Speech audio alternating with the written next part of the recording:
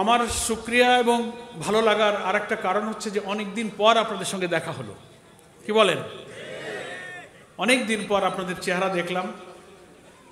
আপনারাও বোধহয় অনেক দিন পর আমাকে দেখলেন, নাকি বলেন? এবং অনেক দিন যে কতদিন অনেক দিন যে কতদিন সে হিসাব করারও টাইম নাই। কি বলেন? ঠিক না? আলহামদুলিল্লাহ, কিভাবে এই 15, 16, 17টা বছর আমরা কাটালাম। এখন যাদের বয়স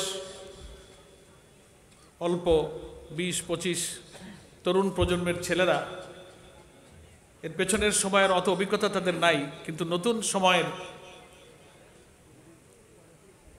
এই দুঃশাসন, অত্যাচার, নিপীড়ন, কষ্ট, মানুষের উপরে মানুষের জুলুম, আল্লাহ রসুল, তার দিন, আমাদের আদর্শিক মূল্যবোধ, আমাদের চেতনা, আমাদের ঈমান, সব কিছুর উপর ধ্বংসকারী কি সর্বনাশা জাহিলিয়াতের একটা অমানিসার কালো যুগ আমরা পাশ করেছি।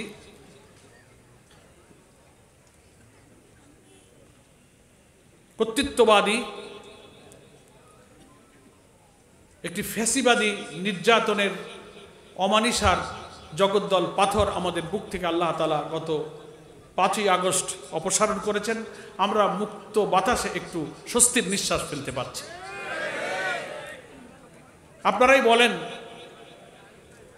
5ই আগস্ট আল্লাহ রাব্বুল আলামিন আসমান থেকে এই জাতির জন্য, উম্মার জন্য, বাংলাদেশের মানুষের জন্য, এই মিল্লাতের জন্য যে দয়া, যে করুণা নাজিল করেছেন, এটা আমরা নিজেরাও চিন্তা করিনি। আমরা মনে করতাম আমরা অন্যায়, অবিচার, অসত্যের বিরুদ্ধে সংগ্রাম করছি। আল্লাহ তাআলার দ্বীনের বিজয়ের জন্য আলেম, ওলামা, দিনদার, ইমানদার কোটি কোটি মানুষ তারা ত্যাগ করেছে, রক্ত দিয়েছে, তিলে তিলে কারাগারের ফাঁসিতে ঝুলেছে, অন্যায়ভাবে হত্যা করা হয়েছে, আহত হয়েছে, ক্ষতবিক্ষত হয়েছে। আমরা আল্লাহর রহমত এবং সাহায্যের অপেক্ষায় সারা দেশের মানুষ অশ্রুসিক্ত হয়েছে, চোখের পানি ফেলেছে। কিন্তু আমরা বুঝতে পারিনি যে 5ই আগস্ট একই সঙ্গে আল্লাহ তাআলা এইভাবে এই জাতির প্রতি করুণা এবং দয়া নাজিল করবেন। আমরা সবাই বিস্মিত হয়েছি, অবাক হয়েছি। আলহামদুলিল্লাহ, আলহামদুলিল্লাহ। বাংলাদেশের ফ্যাসিবাদ বিরোধী সকল রাজনৈতিক দল রাজপথে প্রায় 15 বছর চেষ্টা করেছে এদেশের জুলুম, অবিচার, অত্যাচার, বৈষম্য, অনাচারের অবসান ঘটাবার জন্য, কিন্তু হয়নি। কিন্তু এই যুগের তরুণ প্রজন্মের সাহসী ছাত্র সমাজের নেতৃত্বে একেবারে অল্প দিনের মধ্যেই আল্লাহ তাআলা কার কোরবানি, কার ত্যাগ, কার চোখের পানি, কার শাহাদাত, ফাঁসির মঞ্চে ঝুলে কার ইখলাস এবং কোরবানি আল্লাহ কবুল করেছেন আমরা তা জানি না। আমরা শুধু আল্লাহর রহমতই আমরা দেখতে পেরেছি। আলহামদুলিল্লাহ। তাই শুকরিয়া আদায় করার জন্য এই কথাটা আমার অতিরিক্ত অন্তর থেকে বলার ইচ্ছা হলো যে এই শুকরিয়া আদায় না করলে, লাইন শাকারতুম লাযিদান্নাকুম, যারা আল্লাহ তাআলার শুকর আদায় করে আল্লাহ তাআলা তাদের নেয়ামত আরো বেশি করে বাড়িয়ে দেন, নাকি বলেন? তাই আমরা দীর্ঘদিন পর এই যে কোরআনের তাফসীর মাহফিল করার অবাধ উন্মুক্ত সুযোগ পাচ্ছি, আমরা এর শুকর আদায় করব না? এর শুকর আদায় কিভাবে করব? শুধু আলহামদুলিল্লাহ বললেই শুকর আদায় হয় না। আল্লাহ তাআলার কোরআন বোঝা, কোরআন পড়া, মানুষের কাছে কোরআনের দাওয়াত দেওয়া, কোরআন দিয়ে জীবন চালানো, কোরআন দিয়ে সমাজ চালানো, দ্বীনের জন্য, কোরআনের জন্য জান মাল আল্লাহ তা আমাকে দিয়েছেন। শুধু আল্লাহর জন্যই আমি তার কাছে সুপর্দ করে কোরবানি করতে থাকব। যতক্ষণ আল্লাহ তাআলা আমার হায়াত রেখেছেন ততক্ষণ আল্লাহর পথে আমার জীবন, সম্পদ কোরবানি করতে থাকার অর্থই হলো এই নেয়ামতের শুকরিয়া আদায় করা। এই জন্য আজকের এই তাফসীর মাহফিল আলহামদুলিল্লাহ আমি মনে করি নতুন বাংলাদেশ, নতুন সমাজ পরিবর্তন, নতুন স্বাধীনতা, নতুন রাষ্ট্র বিনির্মাণের যে নতুন ডাইমেনশনে আমরা প্রবেশ করেছি, সেই শুকরিয়া হিসেবে আজকের এই তাফসীর মাহফিলটা যেন আল্লাহ তাআলা কবুল করেন। বলুন আলহামদুলিল্লাহ। আমার প্রিয় ভাইয়েরা এবং মা বোনেরা, রাত বেশ হচ্ছে। আমি তাফসীর মাহফিল এটা জানতে পেরে কোরআন মজিদের সূরা বাকারা থেকে 30 এবং 38 দুইটা আয়াত আপনাদের খেদমতে তেলাওয়াত করেছি। আল্লাহ পাক তৌফিক দিলে এই আয়াতের উপরেই আজকে আমার সাধ্য অনুযায়ী আমার আলোচনা এবং তাফসীর পেশ করার জন্য চেষ্টা করব। আল্লাহ তাআলা আমাদেরকে তৌফিক দান করুন, তার কোরআনের উপরে আল্লাহ পাক সঠিক আলোচনা করার, বোঝার এবং আমল করার তৌফিক দান করুন। বলুন আমিন। আলহামদুলিল্লাহ। আল্লাহ রাব্বুল আলামিন কোরআন মজিদের সূরা বাকারার 30 নম্বর আয়াতে বলছেন, وَإِذْ قَالَ رَبُّكَ لِلْمَلَائِكَةِ إِنِّي جَاعِلٌ فِي الْأَرْضِ خَلِيفَةً قَالُوا أَتَجْعَلُ فِيهَا مَن يُفْسِدُ فِيهَا وَيَسْفِكُ الدِّمَاءَ وَنَحْنُ نُسَبِّحُ بِحَمْدِكَ وَنُقَدِّسُ لَكَ قَالَ إِنِّي أَعْلَمُ مَا لَا تَعْلَمُونَ। প্রিয় ভাইরা, কোরআনের এই বাকারার 30 নম্বর আয়াত আমাদের প্রায় সকলের কাছেই পরিচিত। আমরা যখন কোরআন পড়ি তখন এই আয়াতটা পড়তে পড়তে যখন কোরআন পড়া আমরা শিখি এবং শুরু করি, বাকারা শুরু দিয়েই তো শুরু করতে হয়, এটা সবার জানা মুখস্থ। কিন্তু এর যে তাৎপর্য, এর যে তাফসীর, কোরআন মজিদের প্রচুর তাফসীর এখন বাংলা, আরবি, উর্দু, ইংরেজিতে পাওয়া যায়। আমাদের পড়ার এবং বোঝার চেষ্টা করা উচিত। আমরা এই আয়াতের উপরে কিছু আলোচনা করব। এর সাথে একেবারেই রিলেটেড হচ্ছে 38 নম্বরের পরের আয়াত, যেটা আমি তেলাওয়াত করেছি। এর সাথে খুবই প্রাসঙ্গিক হচ্ছে সূরা হাদীদের 25 নম্বর আয়াত, সেটাও আমি এই দুইটা আয়াতের পরে ওই আয়াতটা আলোচনা করে আমরা আজকের আলোচনা শেষ করার জন্য ইনশাআল্লাহ চেষ্টা করব।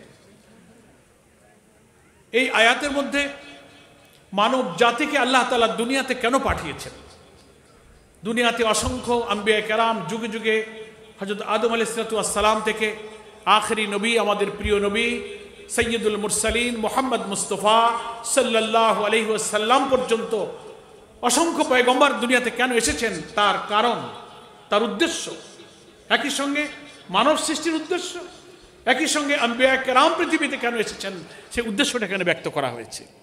আমার ভাইয়েরা এবং বোনেরা, আমরা যদি পৃথিবীতে আমার আসার উদ্দেশ্যটা আমি বুঝতে পারি, নবী আগমনের উদ্দেশ্যটা যদি আমি বুঝতে পারি, এবং সেই অনুযায়ী যদি আমি দুনিয়ার এই সংক্ষিপ্ত হায়াত 20, 30, 40, 50, 60, 80, 90 কতদিন কার হায়াত আল্লাহ রেখেছেন আমরা জানি না, ওই হায়াত পর্যন্ত যদি এই উদ্দেশ্যের উপরে আমরা জীবনটা কাটাতে পারি, তাহলেই তো আল্লাহ তাআলার সন্তুষ্টি আমরা হাসিল করতে পারলাম, নাকি বলেন?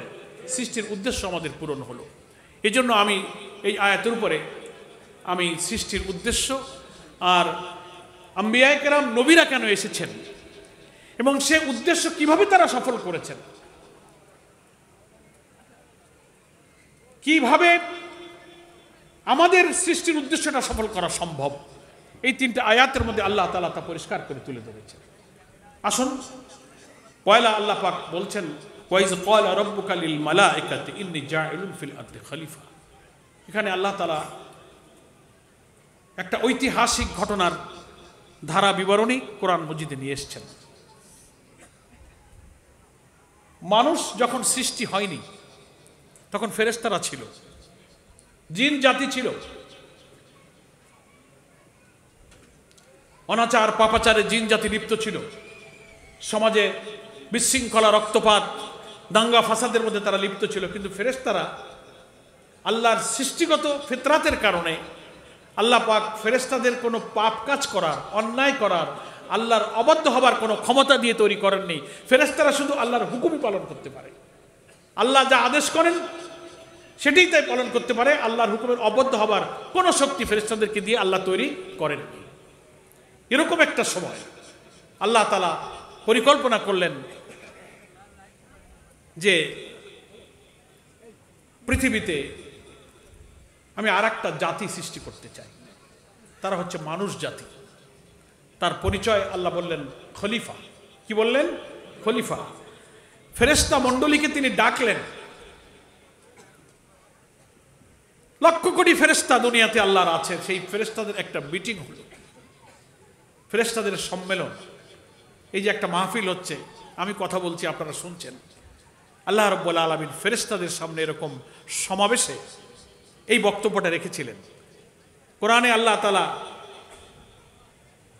মানুষ সৃষ্টির আগে ফেরেশতাদের সামনে মিটিংয়ে কি বলেছিলেন সেই কার্যবিবরণী, সেই রেকর্ড, সেই প্রসিডিংটা এখানে কোট করেছে।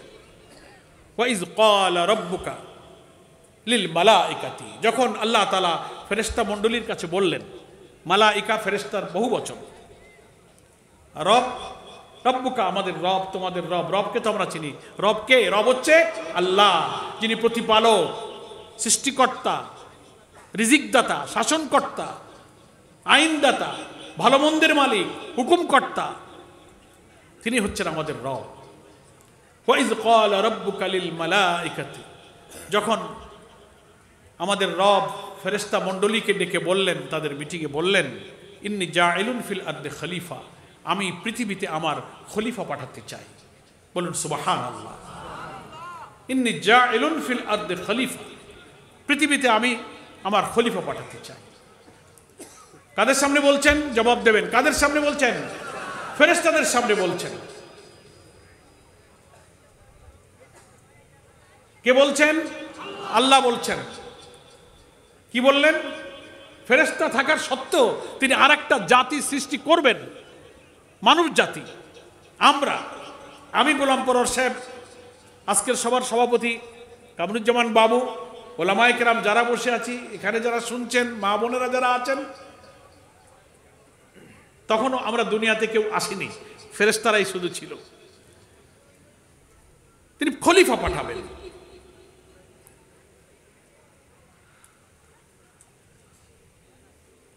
খলিফা পাঠাবার এই আকাঙ্ক্ষাটা আল্লাহ ফেরেশতা মণ্ডলীর কাছে ব্যক্ত করার পর ফেরেশতারা কি উত্তর দিচ্ছেন এখন শোনেন। মিটিংয়ে ফেরেশতারা ছিল তো, তাদের সামনে আল্লাহর এই ইচ্ছাটা কেবল উনি বলেছেন। ফেরেশতারা জবাব দিচ্ছেন, ক্বালু আতাজআলু ফিহা মান ইফসিদু ফিহা ওয়া ইসফিকুদ দিমা। তারা বলল যে আপনি যে জাতিকে পাঠাবেন, মানব জাতি বা খলিফা নামে আপনি যাদেরকে অভিষিক্ত করছেন, খলিফার ব্যাখ্যাটা আমি একটু পরে করছি, এই আয়াতের অর্থটা বলেনি। তারা বললেন যে তারা পৃথিবীতে গিয়ে ফিতনা ফাসাদ, মারামারি, দাঙ্গা হাঙ্গামা করবে, গন্ডগোল ফাসাদ করবে, বিশৃঙ্খলা করবে। ওয়াইসফিকুদ দিমা, দিমা মানে হচ্ছে রক্ত, এত বিশৃঙ্খলা করবে যে পৃথিবীটাকে রক্তাক্ত করে ছাড়বে, রক্তপাত করবে। এটা একটা নেগেটিভ যুক্তি, ফেরেশতাদের যুক্তি।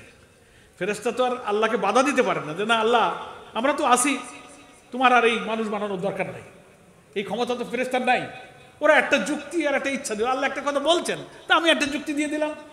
ক্বালু আতাজআলু ফিহা মান ইফসিদু ফিহা ওয়া ইসফিকুদ দিমা, মারামারি গন্ডগোল করবে, আমরা আছি, এই ফিতনা ফাসাদ দাঙ্গা হাঙ্গামা এরা তো আপনার তাই করবে দুনিয়ায় গিয়ে। এটা একটা নেগেটিভ যুক্তি দিল, নেতিবাচক যুক্তি। পজিটিভ একটা যুক্তি দিল কি এর পরের আয়াতের অংশে, ওয়া নাহনু নুসাব্বিহু বিহামদিকা ওয়া নুকদ্দিসু লাক, আপনার তাসবিহ, আপনার প্রশংসা, গুণকীর্তন, সুবহানাল্লাহ, আলহামদুলিল্লাহ, জিকির করা, সিজদা করা, জিকির আজকার করে জপ তপ করা, সিজদায় পড়ে কান্নাকাটি করা, ওয়া নাহনু নুসাব্বিহু, আমরাই তো তাসবিহ করতেছি, ও বিহামদিকা, আপনার প্রশংসা যা করার, গুণকীর্তন, জপ তপ আমরাই তো করতেছি। মানে ভাবটা এরকম যে ইবাদত বন্দেগী তসবিহ রুকু সেজদা আমরাই তো করতেছি ফেরেশতারা, আপনার কম হইল কিসে, আপনি আরেকটা জাত কেন পাঠাবেন? দুইটা যুক্তি, একটা মারামারি গন্ডগোল করে রক্তাক্ত করবে, আর একটা হচ্ছে ইবাদত বন্দেগী দরকার, ও তো আমরাই তো করে যাচ্ছি। ওয়া নাহনু নুসাব্বিহু বিহামদিকা ওয়া নুকদ্দিসু লাক, তাসবিহ, প্রশংসা, গুণকীর্তন, এই যে আমরা সুবহানাল্লাহ, আলহামদুলিল্লাহ, লা ইলাহা ইল্লাল্লাহ জিকির করি, কান্নাকাটি করি, সিজদা করি, আল্লাহকে জপ তপ করি, এটা যুক্তি দিচ্ছে ফেরেশতারা। আমার কথাটা কি বুঝতে পারছেন? বুঝতে না পারলে বলবেন যে ভাই বুঝতে পারতেছে না, ভালো করে বলেন। আমরা তো আপনাদের বাড়ির মানুষ, কি বুঝার জন্য কোরআন শরীফের আলোচনা হইতেছে, তো সময়ও কাটালেন, বুঝলাম না, তাতে কোনো লাভ হইল না, নাকি বলেন? এই আয়াত কত আমরা পড়ি, আপনারা পড়েছেন না আয়াত? তা আজকে শুনে বোঝেন যে কি পড়লাম আমরা। মানব সৃষ্টির ইচ্ছা ব্যক্ত করার পরে আল্লাহ তাআলা কয়টা আবেদন জানানোর পরে ফেরেশতারা কয়টা যুক্তি দিল? সবাই বলেন কয়টা যুক্তি দিল? দুইটা। একটা হলো মারামারি কাটাকাটি গন্ডগোল করে পাঠানোর দরকার নাই, ভাবটা এরকম। আর একটা হলো আপনার ইবাদত বন্দেগী তাসবিহ তাহলিল জিকির আজকার যা লাগে ও আমরা করতেছি। এটা হলো একটা ইতিবাচক, একটা পজিটিভ জবাব। এই যুক্তির কি আল্লাহ শুনেছিলেন? এই যুক্তি যদি আল্লাহ মেনে নিতেন তাহলে আমাদের সৃষ্টি উনি করতেন না। তোমরা কইছো এই কথা তো ঠিকই আছে, ঝামেলায় যাওয়ার দরকার কি? ভালোই তো আছে, তোমরা ইবাদত বন্দেগী করতেছো, রুকু সেজদা করতেছো, সুবহানাল্লাহ আলহামদুলিল্লাহ পড়তেছো, আমি খুশি। আর মারামারি গন্ডগোল রক্তপাতের ভয় দেখাইতেছো, ওটাও হবে না, তা আর বানালাম না। আল্লাহ কি এই যুক্তি মানছিলেন? এই যুক্তির পরে আল্লাহ পাক একটা জবাব দিয়েছেন। কি জবাব দিচ্ছেন সেটা ওর পরেই আল্লাহ উল্লেখ করছেন। ক্বালা ইন্নী আ'লামু মা লা তা'লামুন। আল্লাহ বললেন আমি যা জানি তোমরা তা জানো না। সুবহানাল্লাহ বলবেন না? ফেরেশতাদের দুই যুক্তির কোনোটাই ঠিক না। আল্লাহর কাছে আরেকটা জ্ঞান আছে, আরেকটা ইলম আছে। ইন্নী আ'লামু মা লা তা'লামুন, আমি যা জানি তোমরা তা জানো না। কি জানেন আল্লাহ? এখানেই হচ্ছে সৃষ্টির রহস্য। ও আমার মায়েরা, বোনেরা, ভাইয়েরা, দুনিয়াতে মানুষ এসে শুধু মারামারি গন্ডগোল ফিতনা ফাসাদ রক্তপাত করবে এটাও ঠিক না। মানুষ পৃথিবীতে এসে শুধু নামাজ পড়বে, সেজদা করবে, রুকু করবে, তাসবিহ করবে, তাহাজ্জুদ গুজার করবে, এই কারণে মানুষের সৃষ্টি, এটাও ঠিক না। কথাটা বুঝলেন কিনা? এটা যদি ঠিক হইতো তাহলে আল্লাহ মানুষ সৃষ্টি করতেন না। কারণ আল্লাহর রিপ্লাইটা কি? আমি যা জানি তোমরা তা জানো না। কি আল্লাহ জানেন? সেটাই হচ্ছে রহস্যটা, হচ্ছে খলিফা শব্দের মধ্যে লুকানো আছে। খলিফা কথাটার মধ্যে আল্লাহর সৃষ্টির সেই রহস্য যা ফেরেশতারা জানে না। ইন্নী আ'লামু, আমি জানি তোমরা তা জানো না। এটি একটু পরে আমি এখন কথা বলবো। আমরা তো সেই খলিফা, আমরা তো সেই মানুষ। কারণ আমরা তো রাগ করতে পারি যে কি ফেরেশতারা আমাকে সৃষ্টির সময় আপত্তি করেছিল, ভালোই তো, অসুবিধে।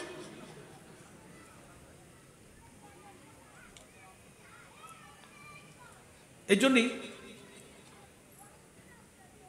যাদেরকে পাঠানো হলো তাদের নাম খলিফা।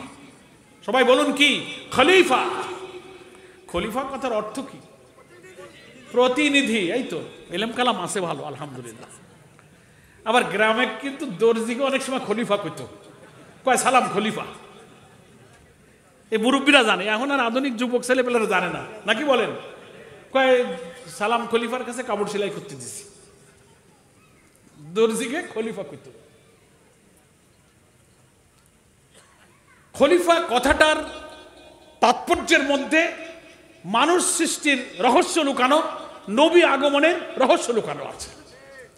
সেই খলিফা কথাটার অর্থ হচ্ছে, আপনারা যেটা বলেছেন বাংলায় এটি সঠিক, সেটা হচ্ছে প্রতিনিধি। এখন প্রতিনিধি কাকে বলে? রিপ্রেজেন্টেটিভ। ইংরেজিতে বলে representative. What is called representative? কাকে প্রতিনিধি বলে? প্রতিনিধি হচ্ছে সেই যে তার একজন মালিক থাকবে। তিনি মালিক নন, তার একজন মালিক থাকবে। তিনি কোন সত্তাকে, কোন ব্যক্তিকে, কোন সৃষ্টিকে কিছু নির্দেশ দেবেন, কিছু আদেশ দেবেন, নির্দেশনা দেবেন।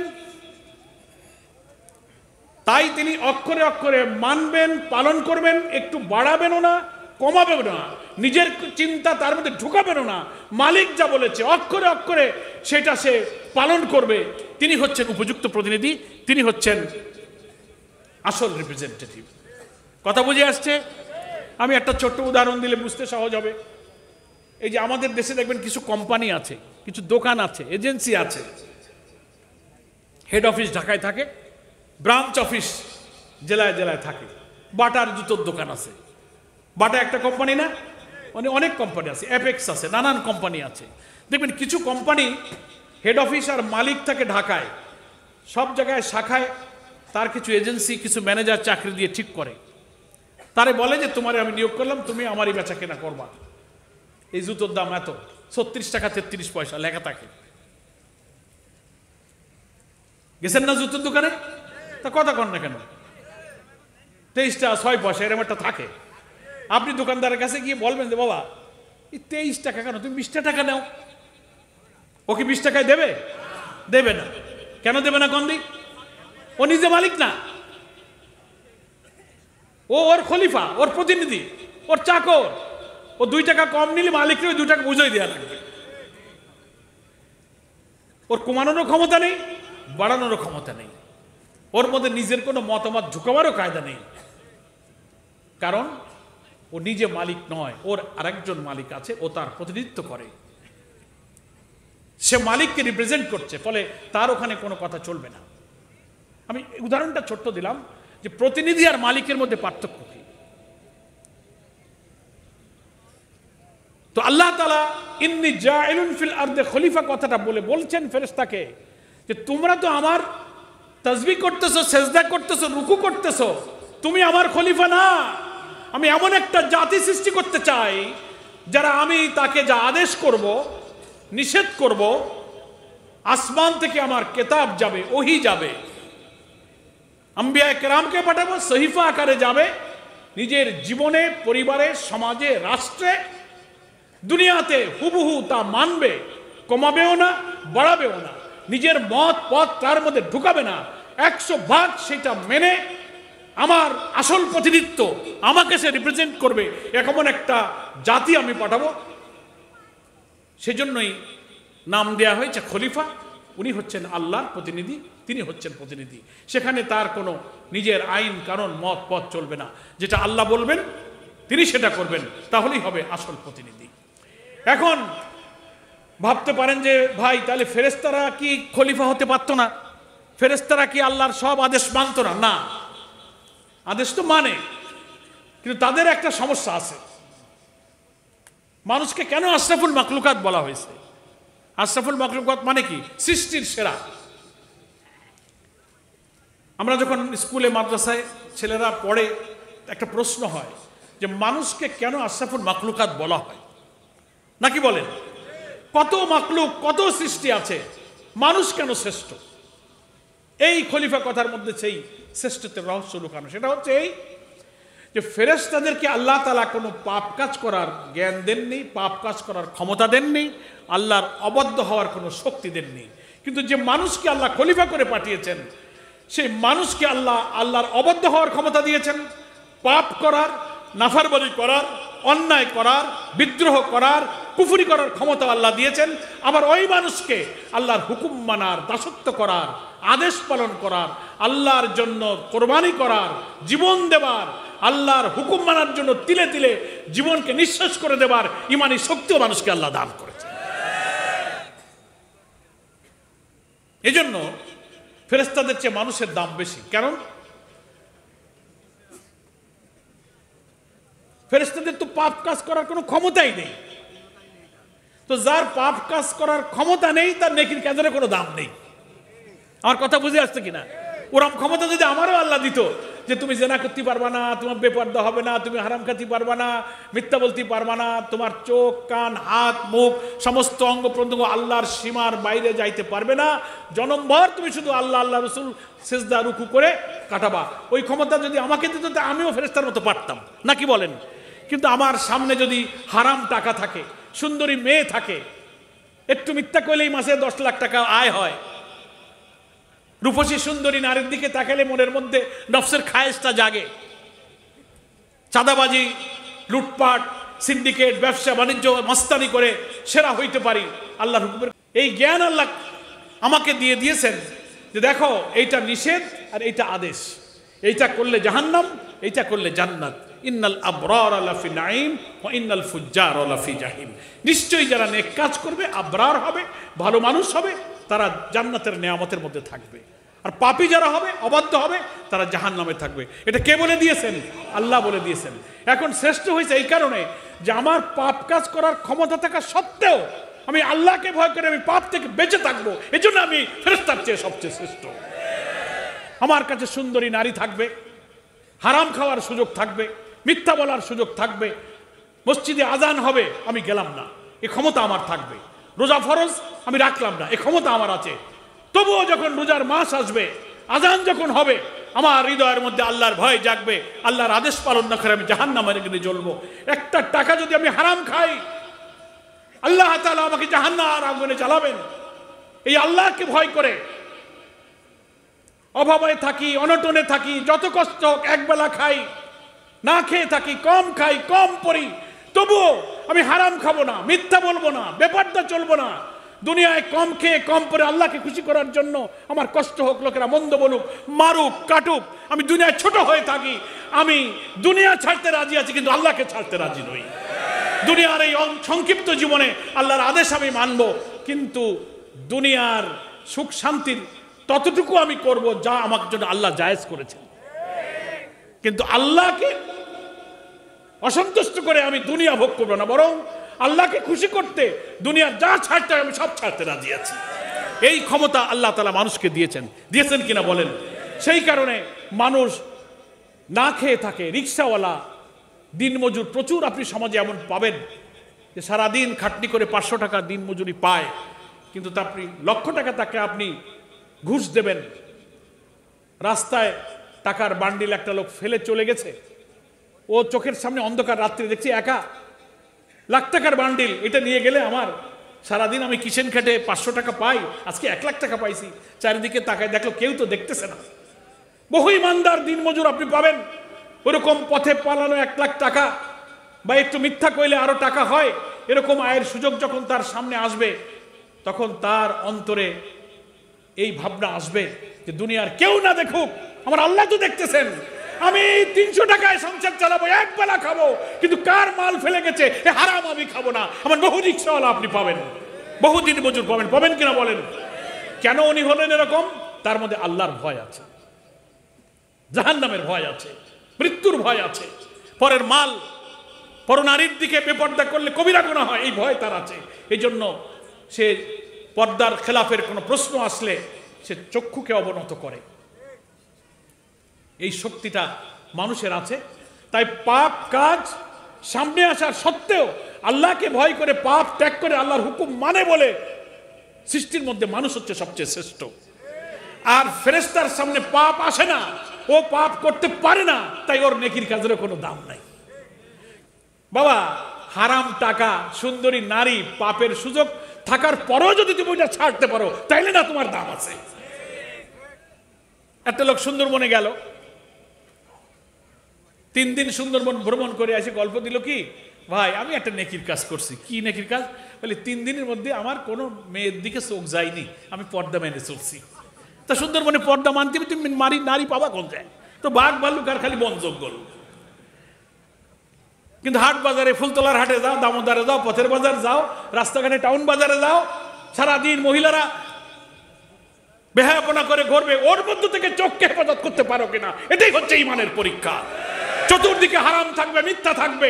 চাকরি করো, একটু পেঁচায় লেখলে, একটা সই করলে লাখ লাখ টাকা আয়, সেই লোভ ছেড়ে আলু ভর্তা ডাল দিয়ে ভাত খাবা, কিন্তু হারাম খাবা না, এটা পারো কিনা, এটা হচ্ছে ঈমানের পরিচয়। আল্লাহ বলছেন ইন্নী জাইলুন ফিল আরদি খলিফা, আমি এমন এক জাত সৃষ্টি করব যারা আমার জাহান্নামের আগুনকে ভয় করে আমার প্রতিনিধিত্ব করবে, হারাম খাবে না, মিথ্যা বলবে না, কবিরা গুনাহ করবে না, পাপাচার করবে না, আমার আইন বিধান নিজের জীবনে, সমাজে, রাষ্ট্রে পালন করবে, তাতে তার জীবনের সবকিছু চলে যায়, যাক, আমার হুকুম সে মানবে। এই কাজ ফেরেশতা তোমাকে দিয়ে হয় না বলে তুমি তো শুধু, তোমাকে আমি তসবিহ, হাম, জিকির করার ক্ষমতা দিয়েছি, তাই ওইটুকু করো। আর এই বনি আদমকে আমি ক্ষমতা দিয়েছি, পাপেরও ক্ষমতা দিয়েছি, কিন্তু ক্ষমতা থাকার পরেও আমাকে ভয় করে পাপ করে না, তাই এই বনি আদম তোমার চেয়ে আমার কাছে বেশি শ্রেষ্ঠ। এই জন্য এটার নাম হচ্ছে খলিফা। কথা বুঝা গেল? ইন্নী আলামু মা লা তা'লামুনের তাৎপর্যটা, মজাটা, রহস্যটা এখানে। আল্লাহ জানেন যে ফেরেশতা তুমি খালি কান্তি পারো আর সিজদা দিতে পারো, কিন্তু বেপর্দা, হারাম, মিথ্যাচারের মধ্যে তো তুমি যাও না, ওইটা থেকে যে বাঁচবা সেই ক্ষমতা তো তোমার নাই, তোমাকে আমি সে যোগ্যতা দিই নাই। সেই জন্য আল্লাহ বলতেছেন যে আমি এমন একটা জাত সৃষ্টি করতে চাই যারা পৃথিবীতে গিয়ে আমার দাসত্ব করবে, আমার গোলামি করবে, আমার আইন মানবে। তাহলে ফেরেশতাদের 2টা যুক্তি বাতিল হয়ে গেল। এখন আপনি বলতে পারেন যে ভাই, ফেরেশতাদের কথা তো ঠিকই মনে হয়, এই যে আমরা মারামারি, গন্ডগোল, রক্তপাত, ফিতনা ফাসাদ তো করতেছি, ঠিক আছে করতেছি, কিন্তু এই করলে তার কি পরিণাম, ওটাও আল্লাহ আমাদের বলে দিয়েছেন, আমাকে ভয় দিয়েছেন। আমি যদি ওইটাকে ভয় করে এর থেকে বাঁচতে পারি, তো আমি জান্নাত পাবো, আল্লাহর সন্তুষ্টি পাবো, পুরস্কারের কথা আল্লাহ বলেছেন। ফলে এমন মানুষ তো আছে যারা ফিতনা করে না, রক্তপাত পছন্দ করে না, ঘৃণা করে, আল্লাহকে ভয় করে দুনিয়ায় শান্তির জন্য চেষ্টা করে, এমন মানুষের সংখ্যাই হচ্ছে বেশি। আর রক্তপাত, দুষ্টুমি করা, মানুষের অশান্তি তৈরি করার লোকের সংখ্যা হচ্ছে কম, নাকি বলেন? সেই জন্য ফেরেশতাদের ওই যুক্তি আল্লাহ মানেননি। আল্লাহ আমাদেরকে সৃষ্টি করলেন। ফেরেশতাদের মিটিং শেষ হয়ে গেল। প্রথম বানানো হলো কাকে? হযরত আদম আলাইহিস সালামকে। কাকে বানানো হলো? আদম আলাইহিস সালাম আর মা হাওয়া দুজনকে বানায় জান্নাতে রাখলেন। সে গল্প তো জানেন। আদম আর হাওয়াকে জান্নাতে রাখা হলো, বানানো হলো। নিষিদ্ধ বৃক্ষের কাছে যাইতে বারণ করা হলো। শয়তান উস্কানি দিল। খেয়াল আছে কিনা আপনাদের? আল্লাহর হুকুম ভুলে গেল, সেখানে চলে গেল। আল্লাহ নারাজ হয়ে গেলেন। তাদেরকে বলল, তোমাদের আর জান্নাতে জায়গা নেই, এখন দাও, দুনিয়ায় যাও। শয়তানের ধোঁকা খাইছো, শয়তানের ধোঁকা খেয়েছো, এখন দুনিয়াতে চলে যাও। মিটিং এর পরে হযরত আদম আলাইহিস সালামকে খলিফা হিসেবে প্রথম বানানো হলো, জান্নাতে রাখা হলো। অনেক ঘটনা ঘটলো, সময় কম, আমি সে গল্পে যাব না। পৃথিবীতে যখন পাঠাচ্ছে মা হাওয়া আর আদি পিতা আদমকে, তখন কি বলে দিচ্ছেন সেই জায়গাটা 38 নম্বর আয়াতে আল্লাহ এখন বলছেন। ওটা আমি আপনাদেরকে শুনিয়েছি। সেখানে আল্লাহ তাআলা বলছেন, কুল নাহবিতু মিনহা জামিয়া, দুজনেই একসাথে নেমে যাও। জামিয়া, কালেকটিভলি, একত্রিত হয়ে। হযরত আদম আলাইহিস সালামকে লক্ষ্য করে বলছেন। তাহলে বোঝা যায় যে হযরত আদম একা ছিলেন না, সাথে আর একজন ছিলেন। কে ছিলেন? আরবি গ্রামার যারা বোঝেন তারা এটা ভালো বুঝবেন। জামিয়া, একত্রে। তার মানে ওনার সাথে আরেকজন ছিলেন। তিনি কে? মা হাওয়া। দুজনকে বলছেন, কুল নাহবিতু মিনহা জামিয়া, যাও এখান থেকে একসাথে নেমে যাও। কোন জায়গা থেকে নামতে বলা হয়েছে? বেহেশত থেকে। কোথা থেকে নামতে বলা হয়েছে? বেহেশত থেকে। প্রথম বানালাম, কিছু নির্দেশ দিলাম, তুমি সে আমার আদেশ ভুলে গেলে, এখানে থাকার আর যোগ্য নাই, দুনিয়াতে চলে যাও। দেখেন, এখানে সৃষ্টির একটা রহস্য আছে। এই ঘটনা ঘটিয়ে আল্লাহ দুনিয়াতে আদম জাতি, বনি আদমকে পাঠাবেন। তার সন্তান কোটি কোটি তৈরি হবে এবং আল্লাহর খেলাফতের দায়িত্ব তারা পালন করবে। এই ওসিলায় আল্লাহ তাআলা আদমকে দুনিয়াতে পাঠিয়ে দিলেন। আলহামদুলিল্লাহ। এটা একটা রহস্য। আল্লাহর সৃষ্টির অনেক রহস্য বোঝার জন্য আমাদের অনেক পড়াশোনা করতে হবে। দুজনকে একসাথে পাঠিয়ে দিয়ে বলছেন, ফাইম্মা ইয়াতিয়ান্নাকুম মিন্নি হুদান ফামান তাবিআ হুদায়া, তোমরা যাও দুজনে, অনাগত মানব সভ্যতার জন্য তোমাদের বংশধর তৈরি হবে, সন্তানাদি হবে। ফাইম্মা ইয়াতিয়ান্নাকুম মিন্নি হুদান, দুনিয়ায় আসলে সমাজ, সংসার, দেশ, রাষ্ট্র, সভ্যতার জন্ম হবে। সেটা কিভাবে চলবে সেই আইন কানুন আমি ফাইম্মা ইয়াতিয়ান্নাকুম মিন্নি হুদান, আমার পক্ষ থেকে তোমাদের জন্য সেই আইন কানুন আমি পাঠাতে থাকব। হুদা, হুদা মানে আইন। হুদা মানে কি? আইন, বিধান। কোরআন শরীফ এই হুদা শব্দ অনেক জায়গায় ব্যবহার করা হয়েছে। এই কোরআনের এক নাম হচ্ছে হুদা।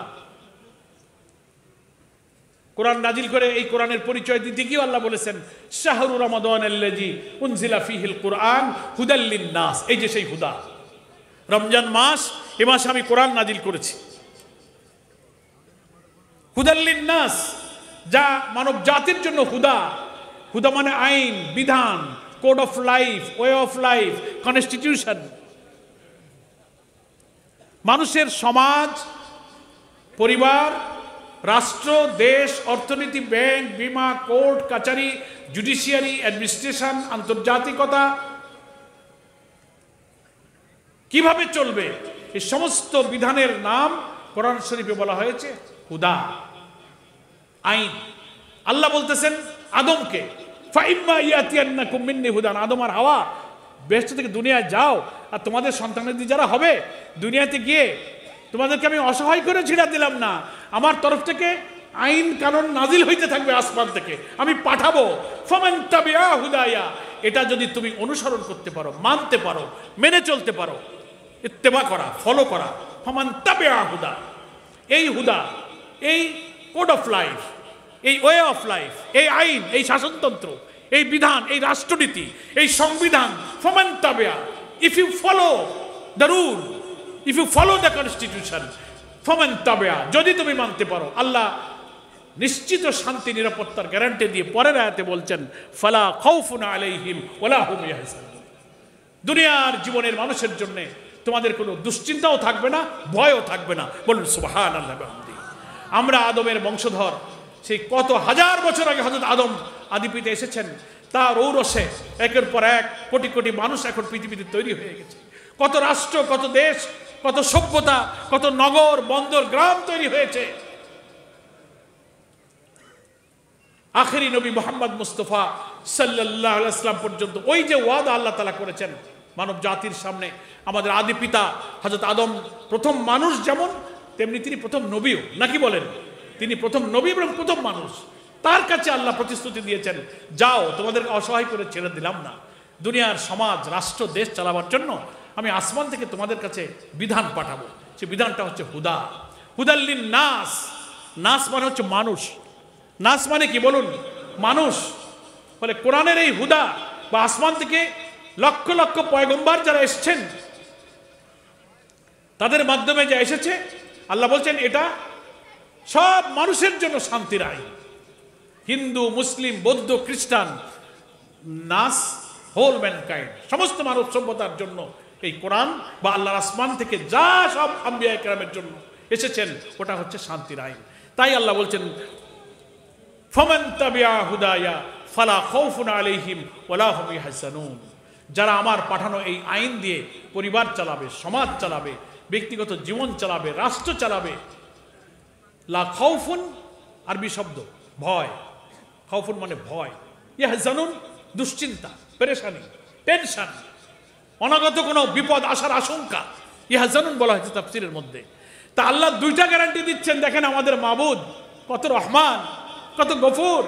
আমার পাঠানো এই কিতাব আসমান থেকে নাজিল হয়, হুদা যুগে যুগে আমি যা পাঠাবো তা দিয়ে যদি পরিবার, সমাজ, রাষ্ট্র তুমি খলিফা হিসাবে এটা মানো আর তাগুত, শয়তান আর ইবলিসকে প্রত্যাখ্যান করো, তাহলে কিরকম শান্তি হবে?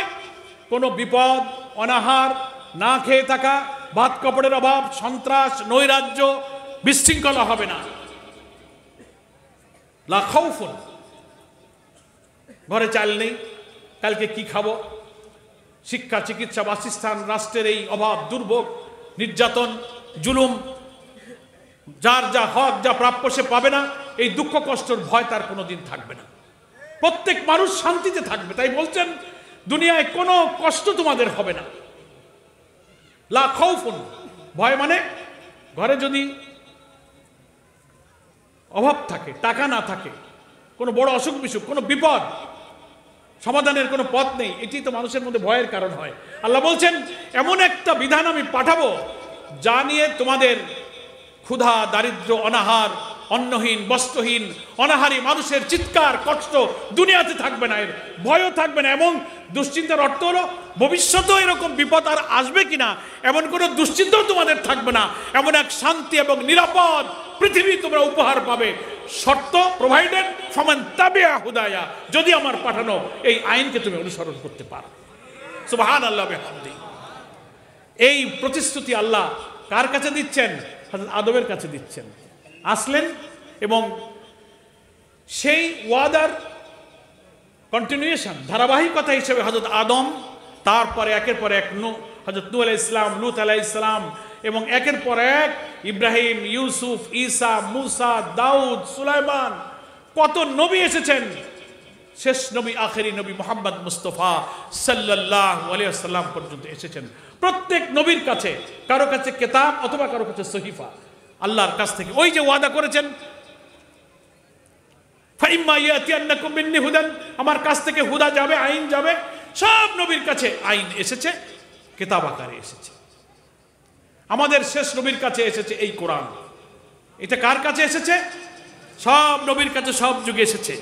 এখন আমাদের আখেরি নবী মুহাম্মদ মুস্তাফা সাল্লাল্লাহু আলাইহি ওয়াসাল্লাম এসে যাওয়ার পর আর নবী আসবেন না। তিনি হচ্ছেন খাতামুন নবীন, তিনি হচ্ছেন শেষ নবী।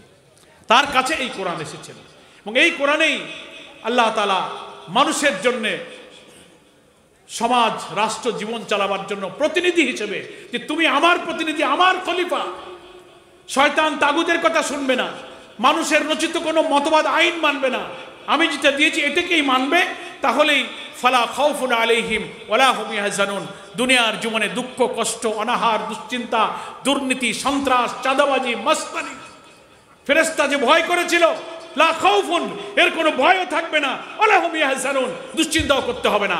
কিন্তু দুর্ভাগ্য দুঃখ আমার মা বোনেরা ভাইয়েরা, যে আমরা আল্লাহর এই হেদায়েত এই বিধান এই আইন এই হুদা এটা মানি না বলে আমাদের মধ্যে রক্তপাত হয়, মানি না বলে অভাব হয়, মানি না বলে দুঃখ হয়, মানি না বলে সন্ত্রাস দুর্নীতি হয়, নাকি বলেন?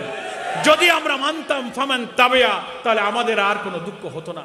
সূরা তহার মধ্যে পড়ে দেখবেন, প্রথমেই আল্লাহ বলছেন, আমি তো আয়াত পড়ি আর আশ্চর্য হই, প্রশ্ন করে বলছেন তহা মা আনজালনা আলাইকাল কুরআনা লিতাশকা, আমি তো এই কোরআন এজন্য নাজিল করি নাই যে কোরআন থাকার সত্ত্বেও তোমরা হতভাগ্য হয়ে থাকবে। কোরআনও থাকবে, তোমার ঘরে অভাবও থাকবে, কোরআনও থাকবে, সন্ত্রাস থাকবে, কোরআনও থাকবে, মানুষের উপরে মানুষের জুলুম থাকবে, মানুষের খাদ্য বস্ত্র শিক্ষা চিকিৎসা নিরাপত্তা ইনসাফ সুবিচারের অভাব থাকবে। মা আনজালনা আলাইকাল কুরআনা লিতাশকা, এজন্য আমি কোরআনকে পাঠাই নাই। অথচ কোরআন এসেছে, আমাদের সমাজে এখন দুঃখ আছে, অভাব আছে, দুর্নীতি আছে, দুশ্চিন্তা আছে, সন্ত্রাস আছে, মানুষের উপরে মানুষের জুলুম আছে, নিরীহ নিরপরাধ মানুষের উপরে কষ্ট দেওয়া হচ্ছে। ইসলামের কোরআনের এই বিধান যদি মানুষ জানতো, এই সমাজ রাষ্ট্রে প্রতিষ্ঠিত হতো, তাহলে সব মানুষের খাওয়া পড়া শিক্ষা নিরাপত্তার নিশ্চয়তা সেই কোরআনের ভিত্তিতে গঠিত সমাজ এবং রাষ্ট্রের দায়িত্ব থাকতো। নেই, তাই এখন আমরা না খেয়ে আছি, তাই আমরা জুলুমের মধ্যে আছি। আল্লাহ তাআলা কোরআন শরীফে বলছেন, ওয়ালাউ আন্না আহলাল কুরা আমানু ওয়াত্তাকাউ লাফাতাহনা আলাইহিম বারাকাতিম মিনাস সামাই ওয়াল আরদ। কথাটা খুব খেয়াল করে শুনবেন। ওয়ালাউ আন্না আহলাল কুরা, আল্লাহ বলছেন কোন জনপদের মানুষ কোন দেশের মানুষ যদি, কুরা মানে হচ্ছে জনপদ টেরিটরি ভূখণ্ড দেশ, কোন দেশের আহল মানে তার বসবাসকারী যারা হয়। ওয়ালাউ আন্না আহলাল কুরা, কোন দেশের মানুষ যদি আমানু ওয়াত্তাকাউ, আল্লাহ তাআলার উপর ঈমান আনে, আল্লাহকে বিশ্বাস করে এবং তাকে ভয় করে। ইত্তাকাউ, ইত্তাকা মানে ভয় করা, ইত্তাকা মানে কি বলুন? ভয় করা। কাকে ভয় করা? আল্লাহকে ভয় করা। মিথ্যা বললে কেউ না দেখুক, আল্লাহ দেখছেন, হারাম খেলে আল্লাহ দেখছেন, মৌতের কষ্ট কবরের আযাব জাহান্নামের আগুনে আমাকে জ্বলতে হবে, এই ভয় করে যদি আল্লাহর উপরে বিশ্বাস করে কেউ কোনো রাষ্ট্র কোনো দেশ কোনো সমাজ চালাতে পারে, আল্লাহ বলছেন লাফাতাহনা আলাইহিম, আমি সেই রাষ্ট্রের জন্য খুলে দেব। ফাতাহনা মানে খুলে দেওয়া, ফাতাহনা আলাইহিম আমি উন্মুক্ত করে দেব। বারাকাতিম মিনাস সামাই ওয়াল আরদ, সামা মানে আকাশ, আরদ মানে পৃথিবী, আকাশ এবং পৃথিবীর সমস্ত বরকতের দরজা সেই দেশের জন্য আমি খুলে দেব। বলে সুবহানাল্লাহ ওয়া বিহামদিহি। আমার কথাটা কি বুঝতে পেরেছেন? ঈমান এনে আর আল্লাহকে ভয় করে, আল্লাহকে ভয় করা মানে এই কোরআনের কিতাবের আইন রাষ্ট্রের সমাজে কোর্ট কাচারি ব্যাংক বীমা অর্থনীতি এই সব জায়গাতে না চললে আল্লাহর কাছে আমি পাকড়াও হব, ধরা পড়ব, আযাব হবে, শাস্তি হবে, দুনিয়ার কষ্ট হবে। এই ভয় আল্লাহকে করে যদি কেউ সমাজ এবং রাষ্ট্র চালাতে পারে, আল্লাহ গ্যারান্টি দিচ্ছেন লাফাতাহনা আলাইহিম বারাকাতিম মিনাস সামাই ওয়াল আরদ, আকাশ আর পৃথিবীর সমস্ত বরকতের দরজা আমার আল্লাহ খুলে দেবেন। জমিনে বরকত হবে। কি বরকত আল্লাহ দিতে পারেন না? একটা গাছে 5টা নারকেল হয়, ওই গাছে 100 নারকেল আল্লাহ দিতে পারে। 1 বিঘা জমিতে 20 মণ ধান হয়, ওই জমিতে 50 মণ আল্লাহ দিতে পারে, আবার নাও দিতে পারে। এই জমিনের বরকত আল্লাহ যদি দিতে চান, অসংখ্য বরকত দিয়ে দুনিয়াকে আল্লাহ মালামাল করে দিতে পারেন। আবার আল্লাহ যদি চান গজব দেবেন, শাস্তি দেবেন, বরকত দেবেন না। তো হাজার চেষ্টা, হাজার প্রযুক্তি, হাজার বিজ্ঞান, হাজার কৃষির উন্নয়ন, হাজার ব্যবসা অর্থনীতির উন্নয়নে আল্লাহ নারাজ হলে লক্ষ কোটি টাকা চলে যাবে, দুনিয়ার জীবনে বরকত আসবে না। লাফাতাহনা আলাইহিম, আল্লাহ বরকতের দরজা খুলে দেবেন, অবশ্যই খুলে দেবেন জমিনে এবং সামা মানে আকাশ। ফলে এই হুদাল্লিন নাস, মানুষের এই বিধান যদি সমাজে আমরা মেনে চলি, আকাশ এবং পৃথিবীর সব বরকতের দরজা আমাদের জন্য খুলে যাবে। কে বলছেন এ কথা? আল্লাহ বলছেন। খলিফাদের পাঠিয়েছেন আল্লাহ এই জন্য যে বরকতময় দুনিয়া তোমরা তৈরি করো, শয়তান, তাগুত, নফস, মানব রচিত মতবাদ থেকে তুমি মুখ ফিরিয়ে নিয়ে আমার পাঠানো এই হুদা এইটার আনুগত্য করো, তাহলে এই সমাজে একটি সুবিচারপূর্ণ ন্যায়ভিত্তিক সমাজ চালু হবে, যেখানে তোমাদের বরকতপূর্ণ জীবনযাপন করতে পারবে।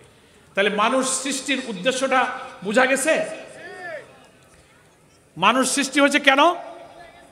দুনিয়াতে আল্লাহর পাঠানো আইন, আল্লাহর পাঠানো হুদা, যুগ যুগ থেকে যেটা আল্লাহ পাঠাতে চেয়েছেন, আমাদের কাছে শেষ নবীর কাছে যে কোরআন এসেছে এইটা আমি মানব এবং সমাজে শান্তি শৃঙ্খলা, নিরাপদ, শান্তিপূর্ণ জীবনযাপন করে আল্লাহকে সন্তুষ্ট করে দুনিয়া থেকে চলে যাব এবং সেখানে আল্লাহর জান্নাত আমি লাভ করব। এটা মানার জন্যই আমরা দুনিয়াতে এসেছি। এখন সব নবী রাসূলদের কাছে একই কাজ, একই দায়িত্ব আল্লাহ দিয়েছেন, সেটা যেন আমরা ভুলে না যাই। কিন্তু সূরা হাদীদের 25 নম্বর আয়াতে আবার বলছেন, খুব খেয়াল করে শুনবেন, লাকাদ আরসালনা রাসূলানা বিল বাইয়িনাতি ওয়া আনজালনা মাআহুমুল কিতাবা ওয়াল মিজান লিয়াকুমান নাসু বিল কিসত ওয়া আনজালনাল হাদীদ ফীহি বা'সুন শাদীদ ওয়া মানাফিউ লিন নাস। সূরা হাদীদ। এখন আল্লাহ বলছেন, এতক্ষণ তো শুনলেন ফেরেশতাদের মিটিংয়ে আল্লাহ কি জন্য খলিফা বানাতে চাইলেন, তারপরে শুনলেন প্রথম খলিফা আদমকে বানালেন, তিনি দুনিয়াতে এসে অসংখ্য মানব সভ্যতার জন্ম দিলেন। আল্লাহ বললেন আমার পাঠানো এই আইন মেনে চললে দুনিয়ায় ভয় আর চিন্তা থাকবে না, যারা মানলো তারা শান্তিতে থাকলো, যারা মানলো না তারা দুঃখ কষ্টের দুনিয়াটা ভরে গেল। কত শত কোটি মানুষ দুনিয়াতে এসেছে, কত নবী এসেছেন, আখেরি নবীর কাছে সেই সূরা হাদীদে আয়াত নাযিল করে আবার স্মরণ করে দিচ্ছেন। প্রথম নবীকেও বলেছিলাম, শেষ নবী তোমাকেও আমি বলছি। বিদায় হজের প্রাক্কালে আল্লাহ তাআলা এই আয়াত নাযিল করেছিলেন। হাদীদেরটা আমি পরে আসি, সেখানে আয়াত নাযিল করে আল্লাহ বলেছেন, আল ইয়াউমা আকমালতু লাকুম দীনাকুম ওয়া আতমামতু আলাইকুম নি'মাতি ওয়া রাদিতু লাকুমুল ইসলাম দীনা। আল্লাহ বলছেন নবীর জীবনের যখন প্রায় শেষ হয়ে যাচ্ছে, 63 বছরের বয়স প্রায় শেষ, আল ইয়াউমা আকমালতু লাকুম দীনাকুম, আমি আজ তোমার কাছে আমার এই দিন, এই বিধান, এই ওয়ে অফ লাইফ, এই কনস্টিটিউশন, এই শাসনতন্ত্রকে আকমালতু লাকুম, তোমাদের জন্য পূর্ণ করে দিলাম, কমপ্লিট করে দিলাম। এর মধ্যে অর্থনীতি আছে, রাজনীতি আছে, বিচার ব্যবস্থা আছে, কৃষিনীতি আছে, শিক্ষানীতি আছে, ব্যবসা নীতি আছে, পারিবারিক জীবন আছে, কি করে পোশাক পরবা, পেশাব পায়খানা করবা, স্ত্রীর সাথে ব্যবহার করবা, রাস্তা দিয়ে চলবা, খানা খাবা, আয় উপার্জন করবা, সন্ধি করবা, চুক্তি করবা, বিচার করবা, দেওয়ানি, ফৌজদারি, কোর্ট কাচারি। সূরা মায়েদে আল্লাহ বলছেন, ওমান লাম ইয়াহকুম বিমা আনজালাল্লাহু ফাউলাইকা হুমুল কাফিরুন, আমার নাজিল করা আইন দিয়ে কোর্ট কাচারির বিচার ফয়সালা যারা করবে না তারা হয়ে যাবে কাফের। ওটা আল্লাহ নাজিল করে দিলেন। দিয়ে আল্লাহ বলছেন, আকমালতু লাকুম দীনাকুম, আমি এই ইসলামকে, এই কোরআনের বিধানকে আমি পরিপূর্ণ করে দিয়েছি। এটা কোনো খণ্ডিত বিধান না যে এটা দিয়ে শুধু নামাজ পড়া যায়, রোজা রাখা যায়। কিন্তু দেশ কি করে চলবে ওটা সমাজতন্ত্রের কাছ থেকে ধার করো, সেকুলারিজম থেকে নাও, ওয়েস্টার্ন ডেমোক্রেসি থেকে নাও, ন্যাশনালিজম থেকে নাও। নো, রাসূলকে বলছেন নো, যাওয়ার দরকার নাই। আমি আল্লাহ তোমাকে যখন বানাইতে পারছি, সূর্য, আলো, বাতাস, এত রিজিক, চোখ, কান, মাক, এই নেয়ামতের দুনিয়ায় আমি যখন দিতে পেরেছি, তা তোমার এই ছোট্ট রাষ্ট্রটা কেমন করে চলবে, অর্থনীতি বিচার কেমন করে চলবে, ওটা আমি তোমাকে দিয়ে দিলাম। আলহামদুলিল্লাহ, কোনো মানুষের কাছে ধার নিতে হবে। আকমালতু লাকুম, কমপ্লিট করে দিলাম, পূর্ণাঙ্গ করে দিলাম। মুকাম্মেল নিজামে হায়াত, পরিপূর্ণ জীবন দর্শন। ওয়া আতমামতু আলাইকুম নি'মাতি, এবং এই ব্যবস্থাটা এমন সুন্দর যে এটা একটা নিয়ামত, নিয়ামত স্বরূপই দিনকে দিলাম। কিরকম নিয়ামত? ওই যে আগের আয়াতে শুনলেন, এই নিয়ামত দিয়ে যদি রাষ্ট্র আর দেশ চালানো যায়, লাফাতাহনা আলাইহিম বারাকাতিম মিনাস সামাই ওয়াল আরদ, আকাশ আর পৃথিবীর সব বরকতের দরজা আল্লাহ খুলে দেয়। এই নিয়ামত আল্লাহ দিয়ে বলছেন, আমি এই ইসলামকে, এই কোরআনকে, এই হুদাকে এই নিয়ামত দিয়ে দিলাম। ওয়া রাদিতু লাকুমুল ইসলাম দীনা, আর এটাকেই আমি, এই ইসলামকেই তোমাদের জন্য দিন হিসেবে, কমপ্লিট, পরিপূর্ণ দিন হিসেবে, ওয়ে অফ লাইফ হিসেবে মনোনীত করে দিলাম। একজন মুসলিম আল্লাহকে যে বিশ্বাস করে, ইসলাম ছাড়া অন্য কোনো দিন, জীবন আদর্শ, ইজম, মতবাদ গ্রহণ করতে পারে না, তাহলে তার ঈমান আর থাকে না। Islam is only the complete and balanced code of life. ইসলামই হচ্ছে একমাত্র পরিপূর্ণ এবং ভারসাম্যপূর্ণ জীবন ব্যবস্থা। বলুন আলহামদুলিল্লাহ। কিন্তু দুঃখ হয়েছে কি, কষ্ট হয়েছে কি, এটা থাকার পরেও আমরা মুসলমানরা, অমুসলিম যারা ঈমান আনে না তাদের কথা আপাতত বাদ রাখলাম, আমরা মুসলমানরা নামাজ পড়বো, রোজা রাখবো, আল্লাহকে সেজদা করবো, মসজিদে গিয়ে বলবো ইয়্যাকা না'বুদু ওয়া ইয়্যাকা নাস্তাঈন, সুবহানা রাব্বিল আলা আযীম, তুমি বড়, তুমি শ্রেষ্ঠ, আমি তোমারই দাসত্ব করি, তোমারই সাহায্য চাই। আবার রাজনীতি, সমাজ, রাষ্ট্র গঠনে গিয়ে সমাজতন্ত্র জিন্দাবাদ, ধর্মনিরপেক্ষতা জিন্দাবাদ, জাতীয়তাবাদ জিন্দাবাদ, ওয়েস্টার্ন ডেমোক্রেসির পথে আমি চলবো। ন, কিছু অংশ আপনি মসজিদে এসে আল্লাহ আল্লাহ করবেন, আর রাষ্ট্রে গিয়ে আপনি মানুষের আইন বানবেন। 16 আনার 4 আনা মুসলমান থাকলেন, আর 12 আনা আপনি কুফরি করলেন, তাই হবে? সব জায়গায় না মানলে সে পূর্ণ মুসলিম হয় না। আল্লাহ প্রশ্ন করে বলেছেন, আফাতুমিনুনা বিবাদিল কিতাব ওয়া তাকফুরুনা বিবাদ, তুমি কি আমার কিতাবের কিছু অংশ মানবে আর কিছু অংশকে অস্বীকার করবে? আমি নামাজ পড়তে বলেছি আকিমুস সালাহ, তুমি মানতেছো। আমি যে আবার বলেছি আনা আকিমুদ্দিন ওয়ালা তাতাফাররাকু ফি, দ্বীনকে কায়েম করো, বিচ্ছিন্ন থেকো না, দ্বীন তো তুমি কায়েম করো না। তাহলে কোরআনের কিছু মানলে আর কিছু মানলে না। সেজন্য সূরা হাদীদে 25 নম্বর আয়াতে আল্লাহ বলছেন, লাকাদ আরসালনা রুসুলানা বিল বায়্যিনাতি, আল্লাহ বলছেন আমি অবশ্যই রসুলগণকে পাঠিয়েছি। আরসালনা, রুসুলানা বহু বচন, সব রসুল দুনিয়াতে এসেছেন কেন? দেখেন আদমকে পাঠানোর সাথে মিলে যাচ্ছে। শেষ নবীর কাছে বলতেছেন লাকাদ আরসালনা রুসুলানা, সমস্ত রসুলগণকে আমি পাঠিয়েছি। বিল বায়্যিনাতি, বায়্যিনা দিয়েছি, বায়্যিনা মানে সুস্পষ্ট বিধিবিধান, আইন কানুন, নিয়ম পদ্ধতি। আনজালনা মাহুমুল কিতাব ওয়াল মিজান, এবং তাদের কাছে আমি কিতাব দিয়েছি, মিজান দিয়েছি। কিতাব তো বোঝেন এই যে কিতাব, এই কোরআনের অনেকগুলো নাম আছে কোরআন শরীফে। এর এক নাম হুদা, এক নাম কিতাব, এক নাম নূর, এক নাম বায়্যিনা, কিতাব ও মুবিন, অনেক নাম আছে কোরআন শরীফে। ওই যে আদমের কাছে বলেছে ইয়াতিয়ান্নাকুম মিন্নি হুদা, আবার আমার শেষ নবীর কাছে বলেছে ওয়াল্লাযী আরসালা রাসূলাহু বিল হুদা ওয়া দীনিল হক, এই যে সে হুদা, তিনি সেই মহান সত্তা যিনি তার নবীকে পাঠাচ্ছেন সত্য দিন আর হুদা সহকারে, এইটা সেই হুদা। বলুন আলহামদুলিল্লাহ, নবীর কাছে আমরা সে হুদা পেয়েছি। এখন সূরা হাদীদে আবার বলছেন যে আমি বায়্যিনা পাঠিয়েছি, কিতাব পাঠিয়েছি। কত করে আল্লাহ আমাদের গোলামকে বুঝাবেন, সুস্পষ্ট বিধান দিয়ে দিলাম, এর কোনো কিছু বাদ নাই। তুমি কেন মুসলমান মসজিদে ইসলাম মানো আর রাষ্ট্রে গিয়ে তুমি বিদেশের অর্থনীতি আনো, বিচার ব্যবস্থায় ব্রিটিশের আইন মানো? আমি তো বায়্যিনা দিয়েছি, কিতাব দিয়েছি, আবার বলতেছেন মিজান দিয়ে দিলাম। মিজান মানে হচ্ছে মানদণ্ড, দাড়িপাল্লা। মিজান মানে কি? দাড়িপাল্লা। ওই যে বলে কিয়ামতের দিন আল্লাহ মিজান, দাড়িপাল্লা কায়েম করবেন মানুষের নেকি আর গোনা মাপার জন্য। এটার অর্থ হচ্ছে ন্যায় দণ্ড। তো কোরআনকে কেন মিজান বলেছেন? যে এই কোরআনের বিধান দিয়ে কোনটা ঠিক কোনটা বেঠিক, কোনটা হালাল কোনটা হারাম, কোনটা ন্যায় কোনটা অন্যায় দিয়েছি, কিতাব দিয়েছি, মিজান দিয়েছি, এত কিছু বুঝালাম। কি জন্য দিলাম শোনো। আল্লাহ বলতেছেন এটা কি তুমি শুধু পড়বা, যে সকাল থেকে বলে সূরা ইয়াসিন পড়লি সব গুনাহ মাফ, আয়াতুল কুরসি পড়লি সব শেষ, বেহেশতে চলে গেছি? না, এই কোরআন ঘরে বুকে বুকে চুমু খেয়ে যত্ন করে রেখে দিলাম আর ভক্তি করলাম, আর ওদিকে মানুষের আইন কায়েমের জন্য ভোট দিলাম, বাতিল অর্থনীতির জন্য রাজনীতি করলাম, তাদের টাকা দিলাম, এই জন্য ন। আল্লাহ বলতেছেন এই কিতাব, এই মিজান আমি কি জন্য দিয়েছি? লিয়াকুমান নাসু বিল কিসত। আল্লাহু আকবার। আমি যখন পড়ি তখন মনে হয় যে আমরা যখন ইসলাম, সমাজ, রাষ্ট্র, কোরআনের জন্য কথা বলি, রাষ্ট্রে আল্লাহর আইন কায়েম করতে চাই, লোকেরা আমাদেরকে বলে তোমরা ইসলাম নিয়ে রাজনীতি করো, হুজুররা মৌলবীকে এখন গদিতে যাওয়ার দরকার হয়েছে।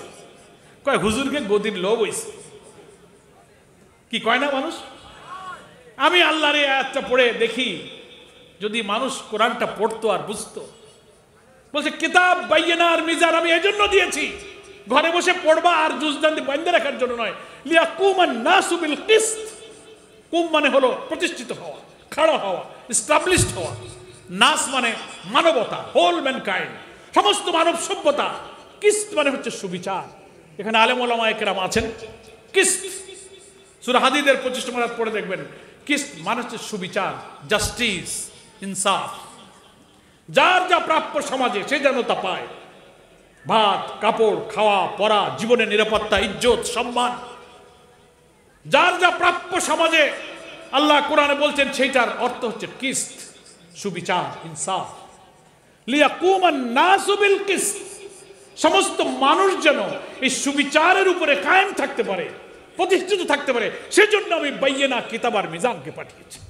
আলহামদুলিল্লাহ, আমরা তো কিতাব আর বাইয়িনা পড়িয়ে খতম করিয়ে বেহেশতে চলে যাচ্ছি। আর চোর, ডাকাত, জেনা, ব্যভিচার, আকাম কুকাম ওটাও হইতেছে, কোরআন তেলাওয়াত আর হিফজও ঠিক আছে। আমার কথাটা কি বোঝা যায়? কিন্তু আমরা কেন এই জুলমের মধ্যে আছি? আমরা মানব সভ্যতাকে সুবিচারের উপরে কায়েম করার জন্য আল্লাহ যা পাঠাইছিলেন, আমরা সেটা কায়েম করছি না। ওটা শুধু তেলাওয়াতের কিতাবে আছে, তসবির কিতাবে আছে। ফেরেশতারা যে আর্গুমেন্টটা দেখাইছিল আল্লাহর কাছে, কেউ কেউ আমরা শুধু ওই তসবি জপে মনে করি যে মুসলমান হয়ে গেছি। এই যদি মুসলিম হতো তাহলে আল্লাহ তাআলা মানব জাতিকে পাঠাতেন না, ফেরেশতা দিয়েই দুনিয়া চলতো। যেহেতু ওই সেজদায়, ওই তসবিতে আল্লাহ খুশি নয়, আল্লাহ চান তার রাজত্ব, তার শাসন, তার রুবুবিয়াত, তার উলুহিয়াত দুনিয়াতে কায়েম হবে, আল্লাহর শ্রেষ্ঠত্ব জাহির হবে, আল্লাহর খেলাফত জাহির হবে, তখনই আল্লাহ মাত্র খুশি হবে। শুধু আল্লাহকে সেজদা দিয়ে আলা আজিম সুবহান আল্লাহ বললে আল্লাহ খুশি হন না। মসজিদে যেমন তুমি আমাকে আল্লাহ মানো, কোর্টেও আমাকে আল্লাহ মানো, পার্লামেন্টে আল্লাহ মানো, অর্থনীতিতে আল্লাহ মানো, ব্যাংকে তুমি আমাকে রব মানো না, ওখানে সমাজতন্ত্রকে রব মানো, ওখানে তুমি আধিপত্যবাদকে, ব্রিটিশের আইনকে, সোশ্যালিজমকে আল্লাহ মানবে। আর মসজিদে এসে বলবে ইয়াকা নাবুদু ওয়া ইয়াকা নাস্তাইন, আমি তোমারই দাসত্ব করি, তুমি আমারে দাও, সাহায্য করো। সারাদিন লাঙ্গল চষো আর এক বাড়ি, আর মাইনে নিয়ে সময় বলো আমারে তুমি মাইনে দাও। কথা বুঝতে পারলেন না আপনি?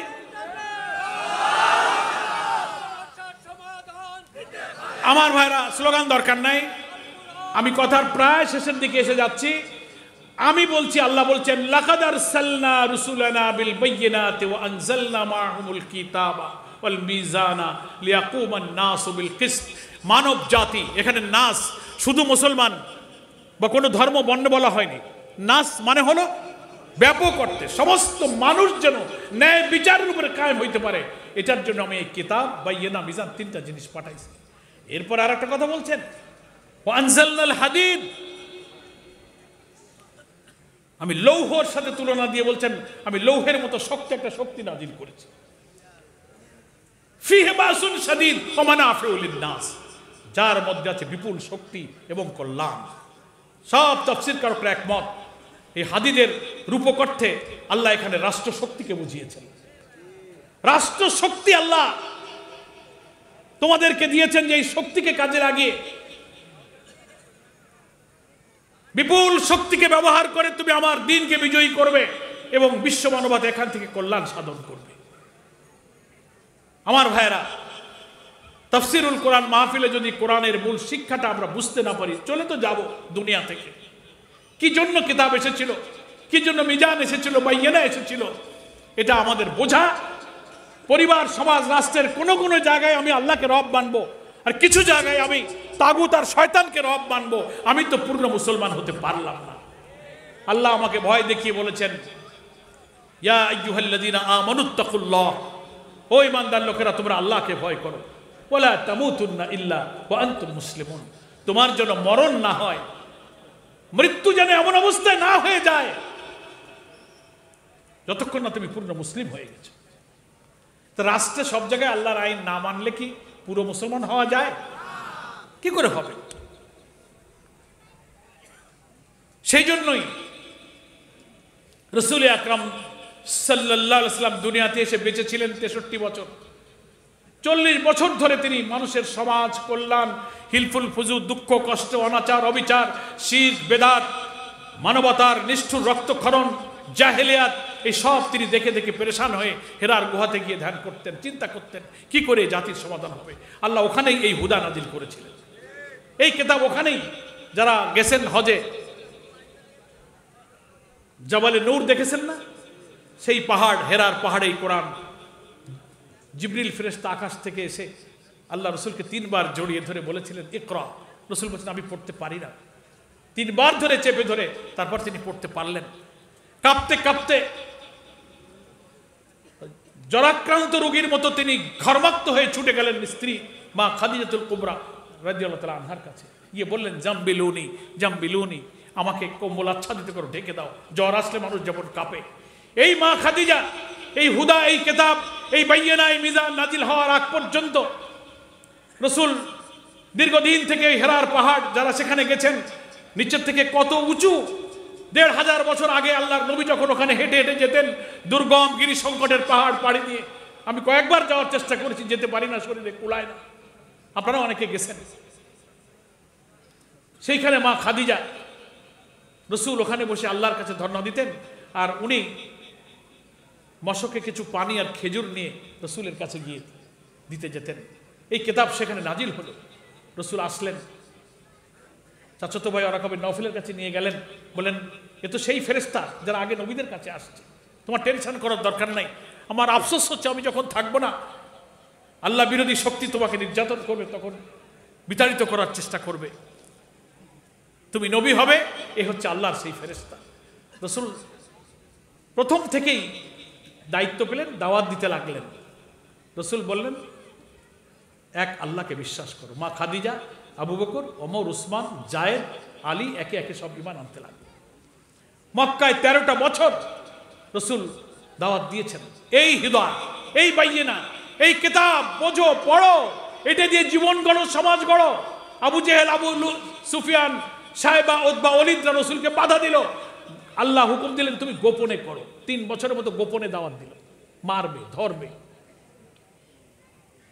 কিছুদিন গেলে বলল এখন তুমি তোমার আত্মীয় স্বজনকে দাওয়াত দাও, ফানজুল আশিরাতাকাল আকরাবিন, নিকট আত্মীয়দেরকে আল্লাহর ভয় দেখাও।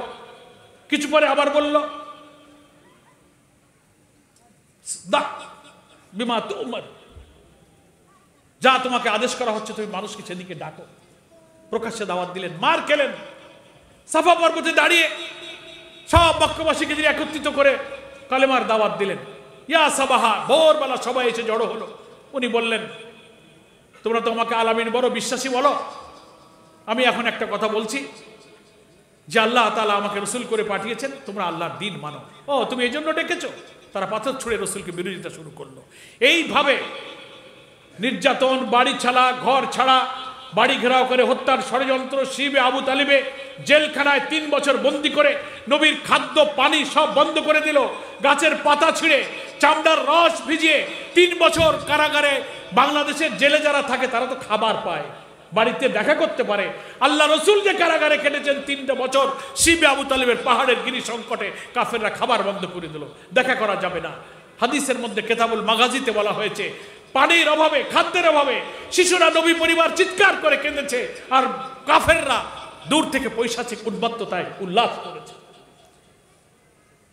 অখাদ্য কুখাদ্য খেয়েছেন, লতাপাতা ছিঁড়ে খেয়েছেন।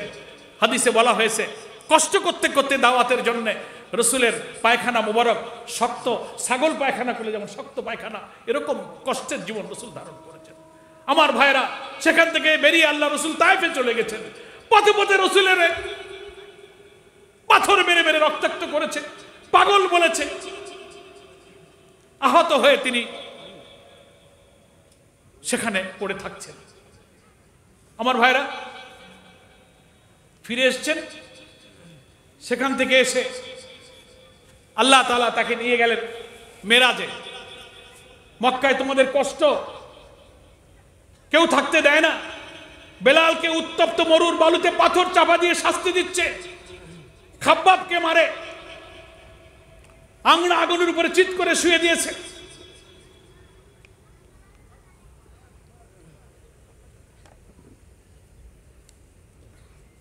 কষ্টের ভিতর দিয়ে নবী আকরাম সাল্লাল্লাহু আলাইহি ওয়াসাল্লাম এই মক্কায় 13 বছর তিনি দাওয়াতি কাজ করেছেন।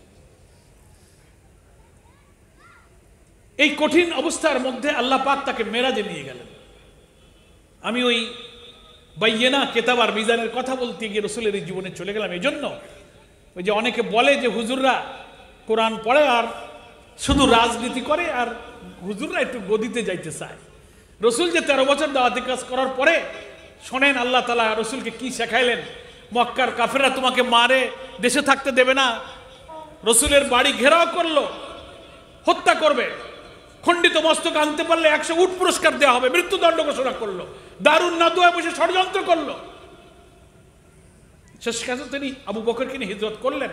তার আগেই মেরাজের থেকে উনি যখন ফিরে আসলেন, আল্লাহ পাক সৃষ্টির রহস্য, জান্নাত জাহান্নাম সব দেখালেন, আল্লাহ কথা বললেন, অনেক ফরমান বনি ইসরাইলি নিয়ে আসলেন মেরাজ থেকে। সেখানে একটা দোয়া তিনি শিখালেন, আমি সংক্ষেপে বলি যে তুমি যাও যেখানে তুমি 40 বছর পরে নবী হলে, আজ 13 বছর হয়ে যাচ্ছে, কোরআন নাজিল হয়েছে 40 আর 13 কত 53 বছর, এখনো ইসলাম কায়েম হয় না। এত দাওয়াত, এত পরিচ্ছন্ন, এত ত্যাগী, এত নৈতিক চরিত্রে পবিত্র আবু বকর, ওমর, উসমান, বেলাল, খাব্বাব, জায়েদ, আম্মার, ইয়াসারের মতো মানুষ তৈরি হয়েছে, তবুও তো মক্কায় ইসলাম কায়েম হয় না, রাষ্ট্র লাগবে। আল্লাহ তাআলা তখন বনি ইসরাইলে আয়াত নাজিল করে রসুলকে একটা দোয়া শেখাই দিলেন। সূরা বনি ইসরাইল পড়ে দেখবেন যে তুমি যাও, এখানে কাম হবে না, এই জায়গা ছাড়তে হবে, যেখানকার মানুষ তোমাকে স্বাগতম জানানোর অপেক্ষা করছে, সে মদিনায় যাইতে হবে। সে ইঙ্গিত দিয়ে বনি ইসরাইলে বললেন,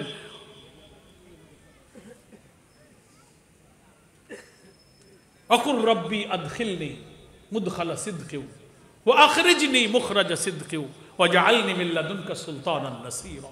আল্লাহু আকবার বলেন। আল্লাহ বলছেন, হে রাসূল তুমি আমাকে বলো, অকুল রব্বি, হে আমার রব, আদখিলনি মুদখালা সিদকিউ, আমাকে যদি এখান থেকে অন্য কোথাও তুমি নিয়ে যাও, প্রবেশ করাও, দাখিল করো, এই সত্য দিন যেন সত্য সহকারে আমাকে নিয়ে যাও। ও আখরিজনি মুখরাজা সিদকিউ, যদি কোনো জায়গা থেকে আমাকে বিতাড়িত করো, বহিষ্কার করো, বের করে দাও, খারিজ করে দাও, তখনও এই দিন যেন আমার সাথে থাকে। ওয়াজআলনি মিন লাদুনকা সুলতান, সুলতান মানে সম্রাট, রাষ্ট্রশক্তি, সভরেনিটি, প্রেসিডেন্সি, গভর্নমেন্ট। ওয়াজআলনি মিন লাদুনকা সুলতান, একটা রাষ্ট্রশক্তি তুমি আমাকে দান করো। ওয়াজআলনি মিন লাদুনকা সুলতানান নাসীরা, নাসির শব্দটা ব্যবহার করা হয়েছে, সেই রাষ্ট্রশক্তি যেন দিন মানার ব্যাপারে আমার সাহায্যকারী হয়। নাসির মানে সাহায্যকারী। আমার কথাটা বুঝতে পেরেছেন? এ দোয়া কে শিখাচ্ছেন, কাকে শিখাচ্ছেন? রসুল।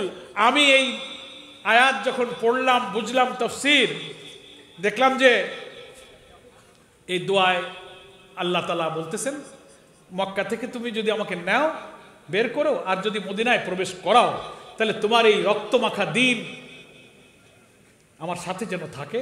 ওয়াজআলনি মিন লাদুনকা সুলতান, একটা সালতানাত, একটা গভর্নমেন্ট, একটা প্রেসিডেন্সি তুমি আমাকে দাও।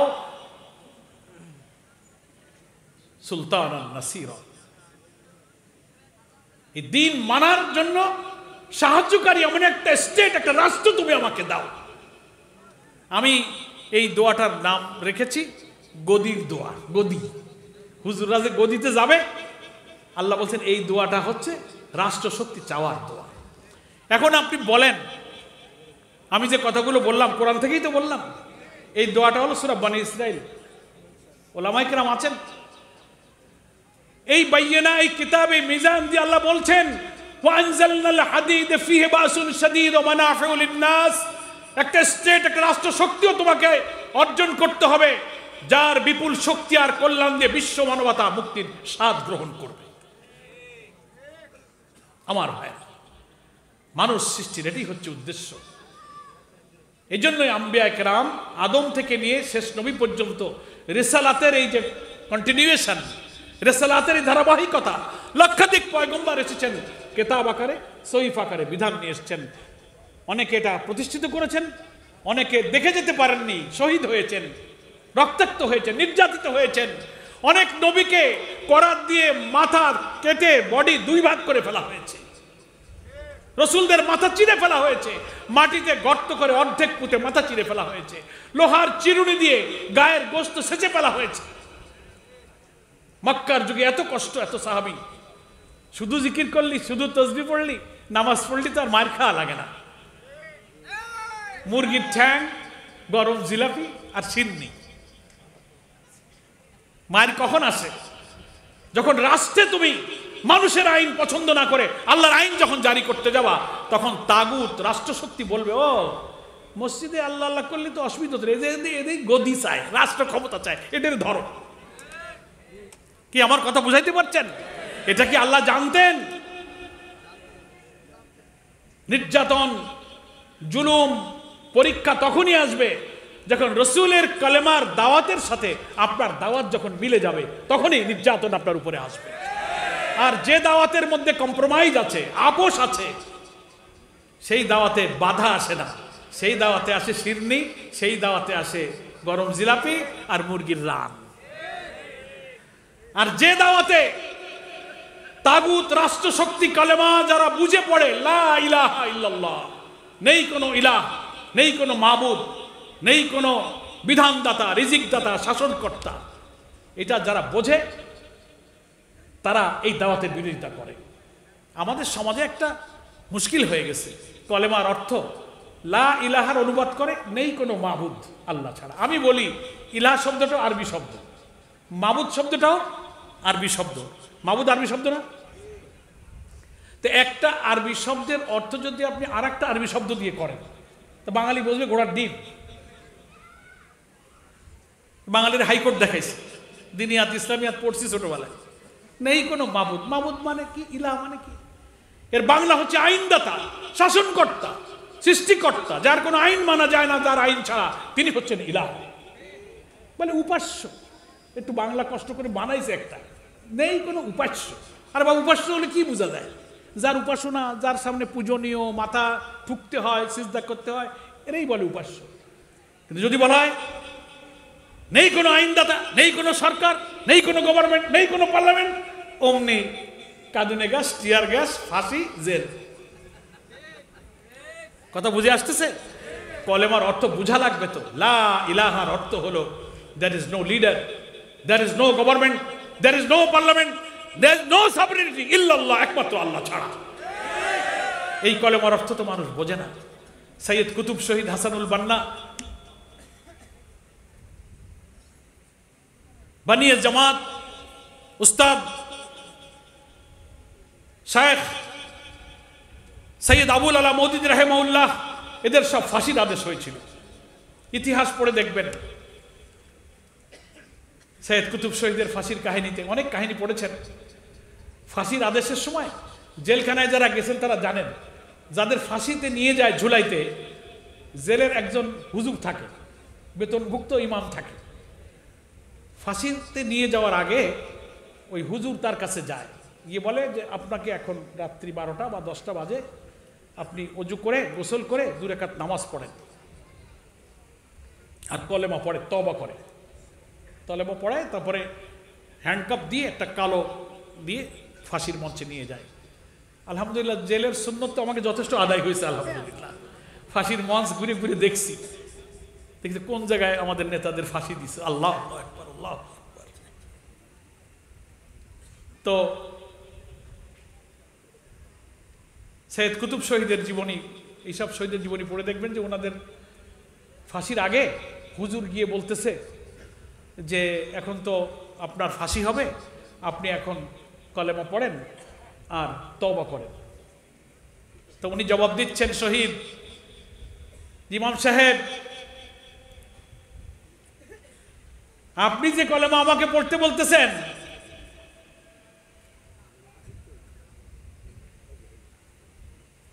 আপনি এই কলেমা পড়ার কারণে টাকা পান, বেতন পান, মাইনে পান, আর আমি এই কলেমা পড়ার কারণে এখন ফাঁসির মঞ্চে যাচ্ছি। আমার কলেমা পড়াইতে হবে না, এই কলেমার উপরে থাকার কারণেই আমার এখন ফাঁসির মঞ্চে, আর আপনি যে কলেমা পড়াতে আইছেন এই কলেমার কারণে আপনি মাইনে পাবেন। তো কলেমার তাৎপর্য হলো যে কলেমা বুঝে পড়ে সে একজন আজন্ম বিদ্রোহী হয়, সে পৃথিবীর কোনো কিছু মানে না একমাত্র আল্লাহর বিধান ছাড়া। এই জন্য আমাদের দেশের দুর্ভাগ্য, মুসলমানরা কলেমার অর্থ বুঝি না। আমাদের সমাজে অনেকেই কলেমার দাওয়াত দেয়, সব সরকার থেকে পছন্দ করে, কেউ বিরোধিতা করে না, যত্ন করে। কারণ হচ্ছে কি, যে ওই দাওয়াতের মধ্যে তো রাষ্ট্র, সমাজ, শাসনতন্ত্র, অন্যায়, অবিচার, জুলুম, অত্যাচারের বিরুদ্ধে কোনো দাওয়াত নেই, কোনো কথা নেই। নিরাপদ ইসলাম, যে ইসলামে কোনো ঝুঁকি নেই। নামাজ পড়বো, কয়েক গ্রামে কয় খাবো ডাল দিয়ে ভাত, তো বিলেই তো দরকার কি? বিলেই বোঝেন তো? আমি বাংলায় কইলাম, শিরোমণি বাড়ি আমার, বিড়াল, ওই যে সহি করে কইছে বিড়াল, ইংরেজিতে বলে ক্যাট। তা আমাদের দেশে অনেকে কয় যে খাবো ডাল দিয়ে ভাত, তো বিড়াল দিয়ে দরকার কি? তো মুসলমান সহজে বেহেশতে যাব, রাষ্ট্র, জিহাদ, শাহাদাত, জেল জুলুম অত দরকার কি? থাকো মসজিদে, মসজিদওয়ালা জিন্দগি জবরদস্ত জিন্দগি হ্যাঁ। আরে বাবা, বেহেশত যদি এত সহজ হইতো তো আল্লাহর নবীর চেয়ে বড় বুজুর্গ তো আমরা কেউ হই নাই। যে নবী নামাজ পড়েছে, রোজা রেখেছে, ওহুদে, বদরে, খন্দকে যুদ্ধ করেছে, রক্ত দিয়েছে, দাঁত ভেঙেছে, শহীদ হয়েছে, উনি যুদ্ধ না করে, শহীদ না হয়ে, রক্ত না দিয়ে উনি নবীর দায়িত্ব পালন করতে পারলেন না। যদি এইটা ছাড়া নিরাপদে বেঁচে থাকা যেত, তে সব বাদ দিয়ে আল্লাহর নবীর চেয়ে তাহাজ্জুদ গুজার, নবীর চেয়ে জিকিরওয়ালা নববীতে আর কোনো মানুষ ছিল না। কিন্তু উনি তাহাজ্জুদও পড়েছেন, আবার যুদ্ধের ময়দানে হেলমেট পরে নিজের সেনাপতি হয়ে 27টা যুদ্ধে নবী নিজে নেতৃত্ব দিয়েছেন। মদিনায় যখন ওই মেরাজ থেকে আসার পরে এই সিগন্যাল পেয়ে আল্লাহ রসুল মদিনায় চলে গেলেন। আল্লাহ বলতেছেন চলে যেতে হবে, চলো। আবু বকরকে বললো, আবু বকর রেডি থাকো, যে কোনো সময় মক্কা ছেড়ে চলে যাব। সেই থেকে আবু বকর রেডি। অন্যদেরকে বললেন তোমার দলে দলে সব চলে যাও। প্রথম আকাবা, দ্বিতীয়, তৃতীয় আকাবাতে গোপনে মদিনার লোকেরা এসে শপথ করিয়েছে। দে আর রেডি টু ওয়েলকাম। রসুলকে স্বাগত জানানোর জন্য তারা প্রস্তুত। মক্কা আপনাকে কষ্ট দিচ্ছে, আপনি আমাদের দেশে আসেন, ওনার আশ্রয় দেবেন। কথা দিলেন, একে একে সাহাবীরা চলে গেলেন। আল্লাহর নবী এক রাত্রিতে তিনি ঘর থেকে বেরিয়ে গেলেন। আবু বকরকে সাথে নিয়ে তিনি মদিনার পথে রওনা হলেন। বাড়ি ঘেরাও করেছিল হত্যা করতে, আলীকে বিছানায় শোয়া রেখেছিল। আল্লাহ রসুল দোয়া পড়ে ফু দিলেন, শত্রুরা দেখতে পেল না, তিনি ঘর থেকে বেরিয়ে গেলেন। ভাই, জিকির করলে আর তসবি করলে যদি ইসলাম হতো, তো রসুলের এত ঝুঁকির দরকার কি? মক্কা বসে তসবি করলেই তো রসুল নিরাপদ হয়ে যেতেন। রসুল রাষ্ট্রে মানুষের আইন মানতে চাননি বলে ওই আবু সুফিয়ান, ওই সাহেবা, ওদবা, অলিদ, আবু জেহেলরা রসুলের বিরোধিতা করেছিল। তাই তার দেশ ছাড়তে হয়েছে, তাই তার জেল ছাড়তে হয়েছে, তাই তার মৃত্যুদণ্ড হয়েছে। এরপরে মদিনায় গিয়ে তিনি রাষ্ট্র কায়েম করলেন। ওই যে হাদিদ, ওই যে বাইয়েনা, ওই যে কিস্ত, ওইটাই তিনি মদিনায় কায়েম করলেন। নিজে ইসলামী রাষ্ট্রের গভর্নমেন্ট হলেন, প্রেসিডেন্ট হলেন। বলুন আলহামদুলিল্লাহ, আল্লাহু আকবার। আল্লাহ তাআলা তাকে তারপরে 10 বছর হায়াত দিয়েছিলেন। 10 বছর মদিনা রাষ্ট্রের প্রেসিডেন্ট, একটা চার্টার অফ মদিনা তৈরি করে ইহুদি খ্রিস্টান সবার সাথে চুক্তি করে শান্তির রাষ্ট্র তিনি চালাতে লাগলেন। কিন্তু কাফের, মুশরিক, চতুর্দিকের ইহুদি গোষ্ঠীরা শান্তিতে থাকতে দেয় নাই। তার পরের বছর বদরে আক্রমণ করেছে, উহুদে আক্রমণ করেছে, খন্দকে, হুদাইবিয়াতে সন্ধি হয়েছে। বেশি দিন লাগে নাই, সন্ধির মাত্র 2 বছর পরে 6ষ্ঠ হিজরিতে হুদাইবিয়ার সন্ধি হলো। 8ম হিজরিতে আল্লাহ রসুল সিদ্ধান্ত নিলেন, মানুষ আর কতদিন বাঁচে। স্বপ্নে দেখলেন যে তিনি কাবা ঘর ওমরা করতে যাচ্ছেন। রাসূল সাল্লাল্লাহু আলাইহি ওয়াসাল্লাম বললেন সাহাবীদের, চলো, 6 বছর হয়ে গেছে মক্কা থেকে আসছি, একটু কাবা ঘরটা দেখে আসি। ভাই, কাবা ঘরের মধ্যে তখনও 360টা মূর্তি, উলঙ্গ হয়ে কাবা ঘর তওয়াফ হয়। রসুলের যেখানে জন্ম, যেখানে কোরআন নাজিল, সেই কাবার মধ্যে তখনও 360টা। রসুল তখন নবী, কি পরিস্থিতি সেখানে। রসুল আকরাম সাল্লাল্লাহু আলাইহি ওয়াসাল্লাম ওমরার উদ্দেশ্যে রওনা দিলেন। হুদাইবিয়া নামক স্থানে রসুলকে ঠেকায় দেওয়া হলো। আল্লাহর ইচ্ছা, আমি সেই হুদাইবিয়া দেখতে গেছিলাম, কোথায় রসুলকে আটকাইছিল। কাফেরদের সাথে সন্ধি হলো, উসমানকে পাঠালো। অনেক ঘটনা, সময় কম। সেখানে তারা শপথ নিলেন, বায়াতে রেদওয়ান হলো। অপমানজনক কিছু চুক্তি কাফেরদের সাথে করে ফেরা লাগলো। মক্কা থেকে লোক গেলে ফেরত দিতে হবে, মদিনা থেকে গেলে দিব না, এবার না করে ফিরে যাও, সামনের বার আসবা। অনেক চুক্তি হলো। মুসলমানরা একটু পরাজয়, একটু হেরে গেলাম, এরকম মানসিকতা নিয়ে মদিনায় চলে যাচ্ছিলেন। কিন্তু আল্লাহ তাআলা মুসলমানদের, সাহাবীদের সাহস দিলেন। সূরা ফাতহার মধ্যে এসছে, যখন হুদাইবিয়ার সন্ধি শেষ করে সাহাবীদের জামাত নিয়ে রসুল মদিনায় রওনা দিলেন, মন খারাপ না। আল্লাহ তাআলা রসুলকে বললেন, ইন্না ফাতাহনা লাকা ফাতহাম মুবিন, তুমি যে চুক্তি করে যাচ্ছ এটা পরাজয় নয়, এটা হচ্ছে একটা প্রকাশ্য বিজয়। এই 6ষ্ঠ হিজরির মাত্র 2 বছর পরে 8ম হিজরির 10ই রমজান 10,000 সাহাবীদেরকে নিয়ে আল্লাহ রসুল মক্কা অভিযান করলেন। চলো মক্কায়, যে মক্কা চোখের পানি ছেড়ে তিনি চলে এসেছিলেন, সেই মক্কা বিজয় হলো। কাফেররা ছোটাছুটি করতে লাগলো, পালাতে লাগলো, ক্ষমা চাইতে লাগলো। রসুল সকলকে জেনারেল অ্যামনেস্টি ক্ষমা করে দিলেন।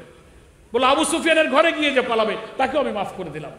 কোনো হামলা আক্রমণ রক্তপাত হলেন না। একটা ব্লাড লেস রেভুলেশন, রক্তপাতের একটা বিপ্লব মদিনায় হয়ে গেল। লা তাসরিবা আলাইকুমুল ইয়াউম, ক্ষমা করে দিলেন, কারোর প্রতি আমার রাগ নেই, সবাইকে আমি মাফ করে দিলাম। হযরত বেলালকে বললেন কাবার দেয়ালে উঠে আজান দাও। আল্লাহু আকবার বলে হযরত বেলাল 8 বছর পরে সেই কাবায় গিয়ে তাওহীদের ধ্বনি উচ্চারণ করলেন। রসুল নিজে একটা লাঠি হাতে নিয়ে কাবার দরজা দিয়ে প্রবেশ করে দেখলেন সেই কাবার ঘরে 360টা মূর্তি। তখনও মূর্তিগুলোর গায়ে এক একটা আঘাত করছিলেন রসুল, আর কোরআনের ওই আয়াত পড়ছিলেন যেটা বনী ইসরাঈলের মধ্যে আছে, ওয়াকুল জা আল হাক্কু ওয়া যাহাকাল বাতিল ইন্নাল বাতিলা কানা যাহুকা। নিশ্চয়ই সত্য সমাগত হলো, মিথ্যা বিতাড়িত হলো। বস্তুত মিথ্যা বিতাড়িত হবেই, মক্কা বিজয় হলো। আমার ভাইয়েরা, কোরআনের 3টা জায়গা থেকে আপনাকে আয়াত আমি পড়ে, রসুল কেন আসলেন, খলিফার কি অর্থ, হুদা বাইয়িনা কিতাব। রসুলগণ একটা সুবিচার কায়েমের জন্য সমাজে এসেছিলেন। আমার প্রিয় নবী গোটা জীবন দিয়ে সেই সুবিচারপূর্ণ সমাজ কায়েম করে দুনিয়া থেকে বিদায় নিয়ে চলে গেছেন। আমরা কি রসুল আগমনের উদ্দেশ্যটা আমরা বুঝতে পেরেছি? তাহলে রসুলের উম্মত হওয়ার কারণে আমাদেরও তো সেই দায়িত্ব। এই দায়িত্ব পালন না করে নবীর শাফায়াত পেতে গেলে নবীর এই আদর্শ বাস্তবায়ন করতে হবে। আমি আপনাদের খেদমতে আর কথা না বাড়িয়ে এই আবেদন রাখতে চাই, দামোদরের আমার এই প্রিয় ভাইয়েরা, মা বোনেরা যারা এতক্ষণ আমার কথা শুনলেন, যতদিন আমরা বেঁচে থাকবো, যে আল্লাহকে রব বলেছি, মালিক বলেছি, কালেমা পড়েছি, সেই আল্লাহর বিধান ছাড়া দুনিয়ায় কারো বিধান মানবো না। সবাই কি রাজি আছেন?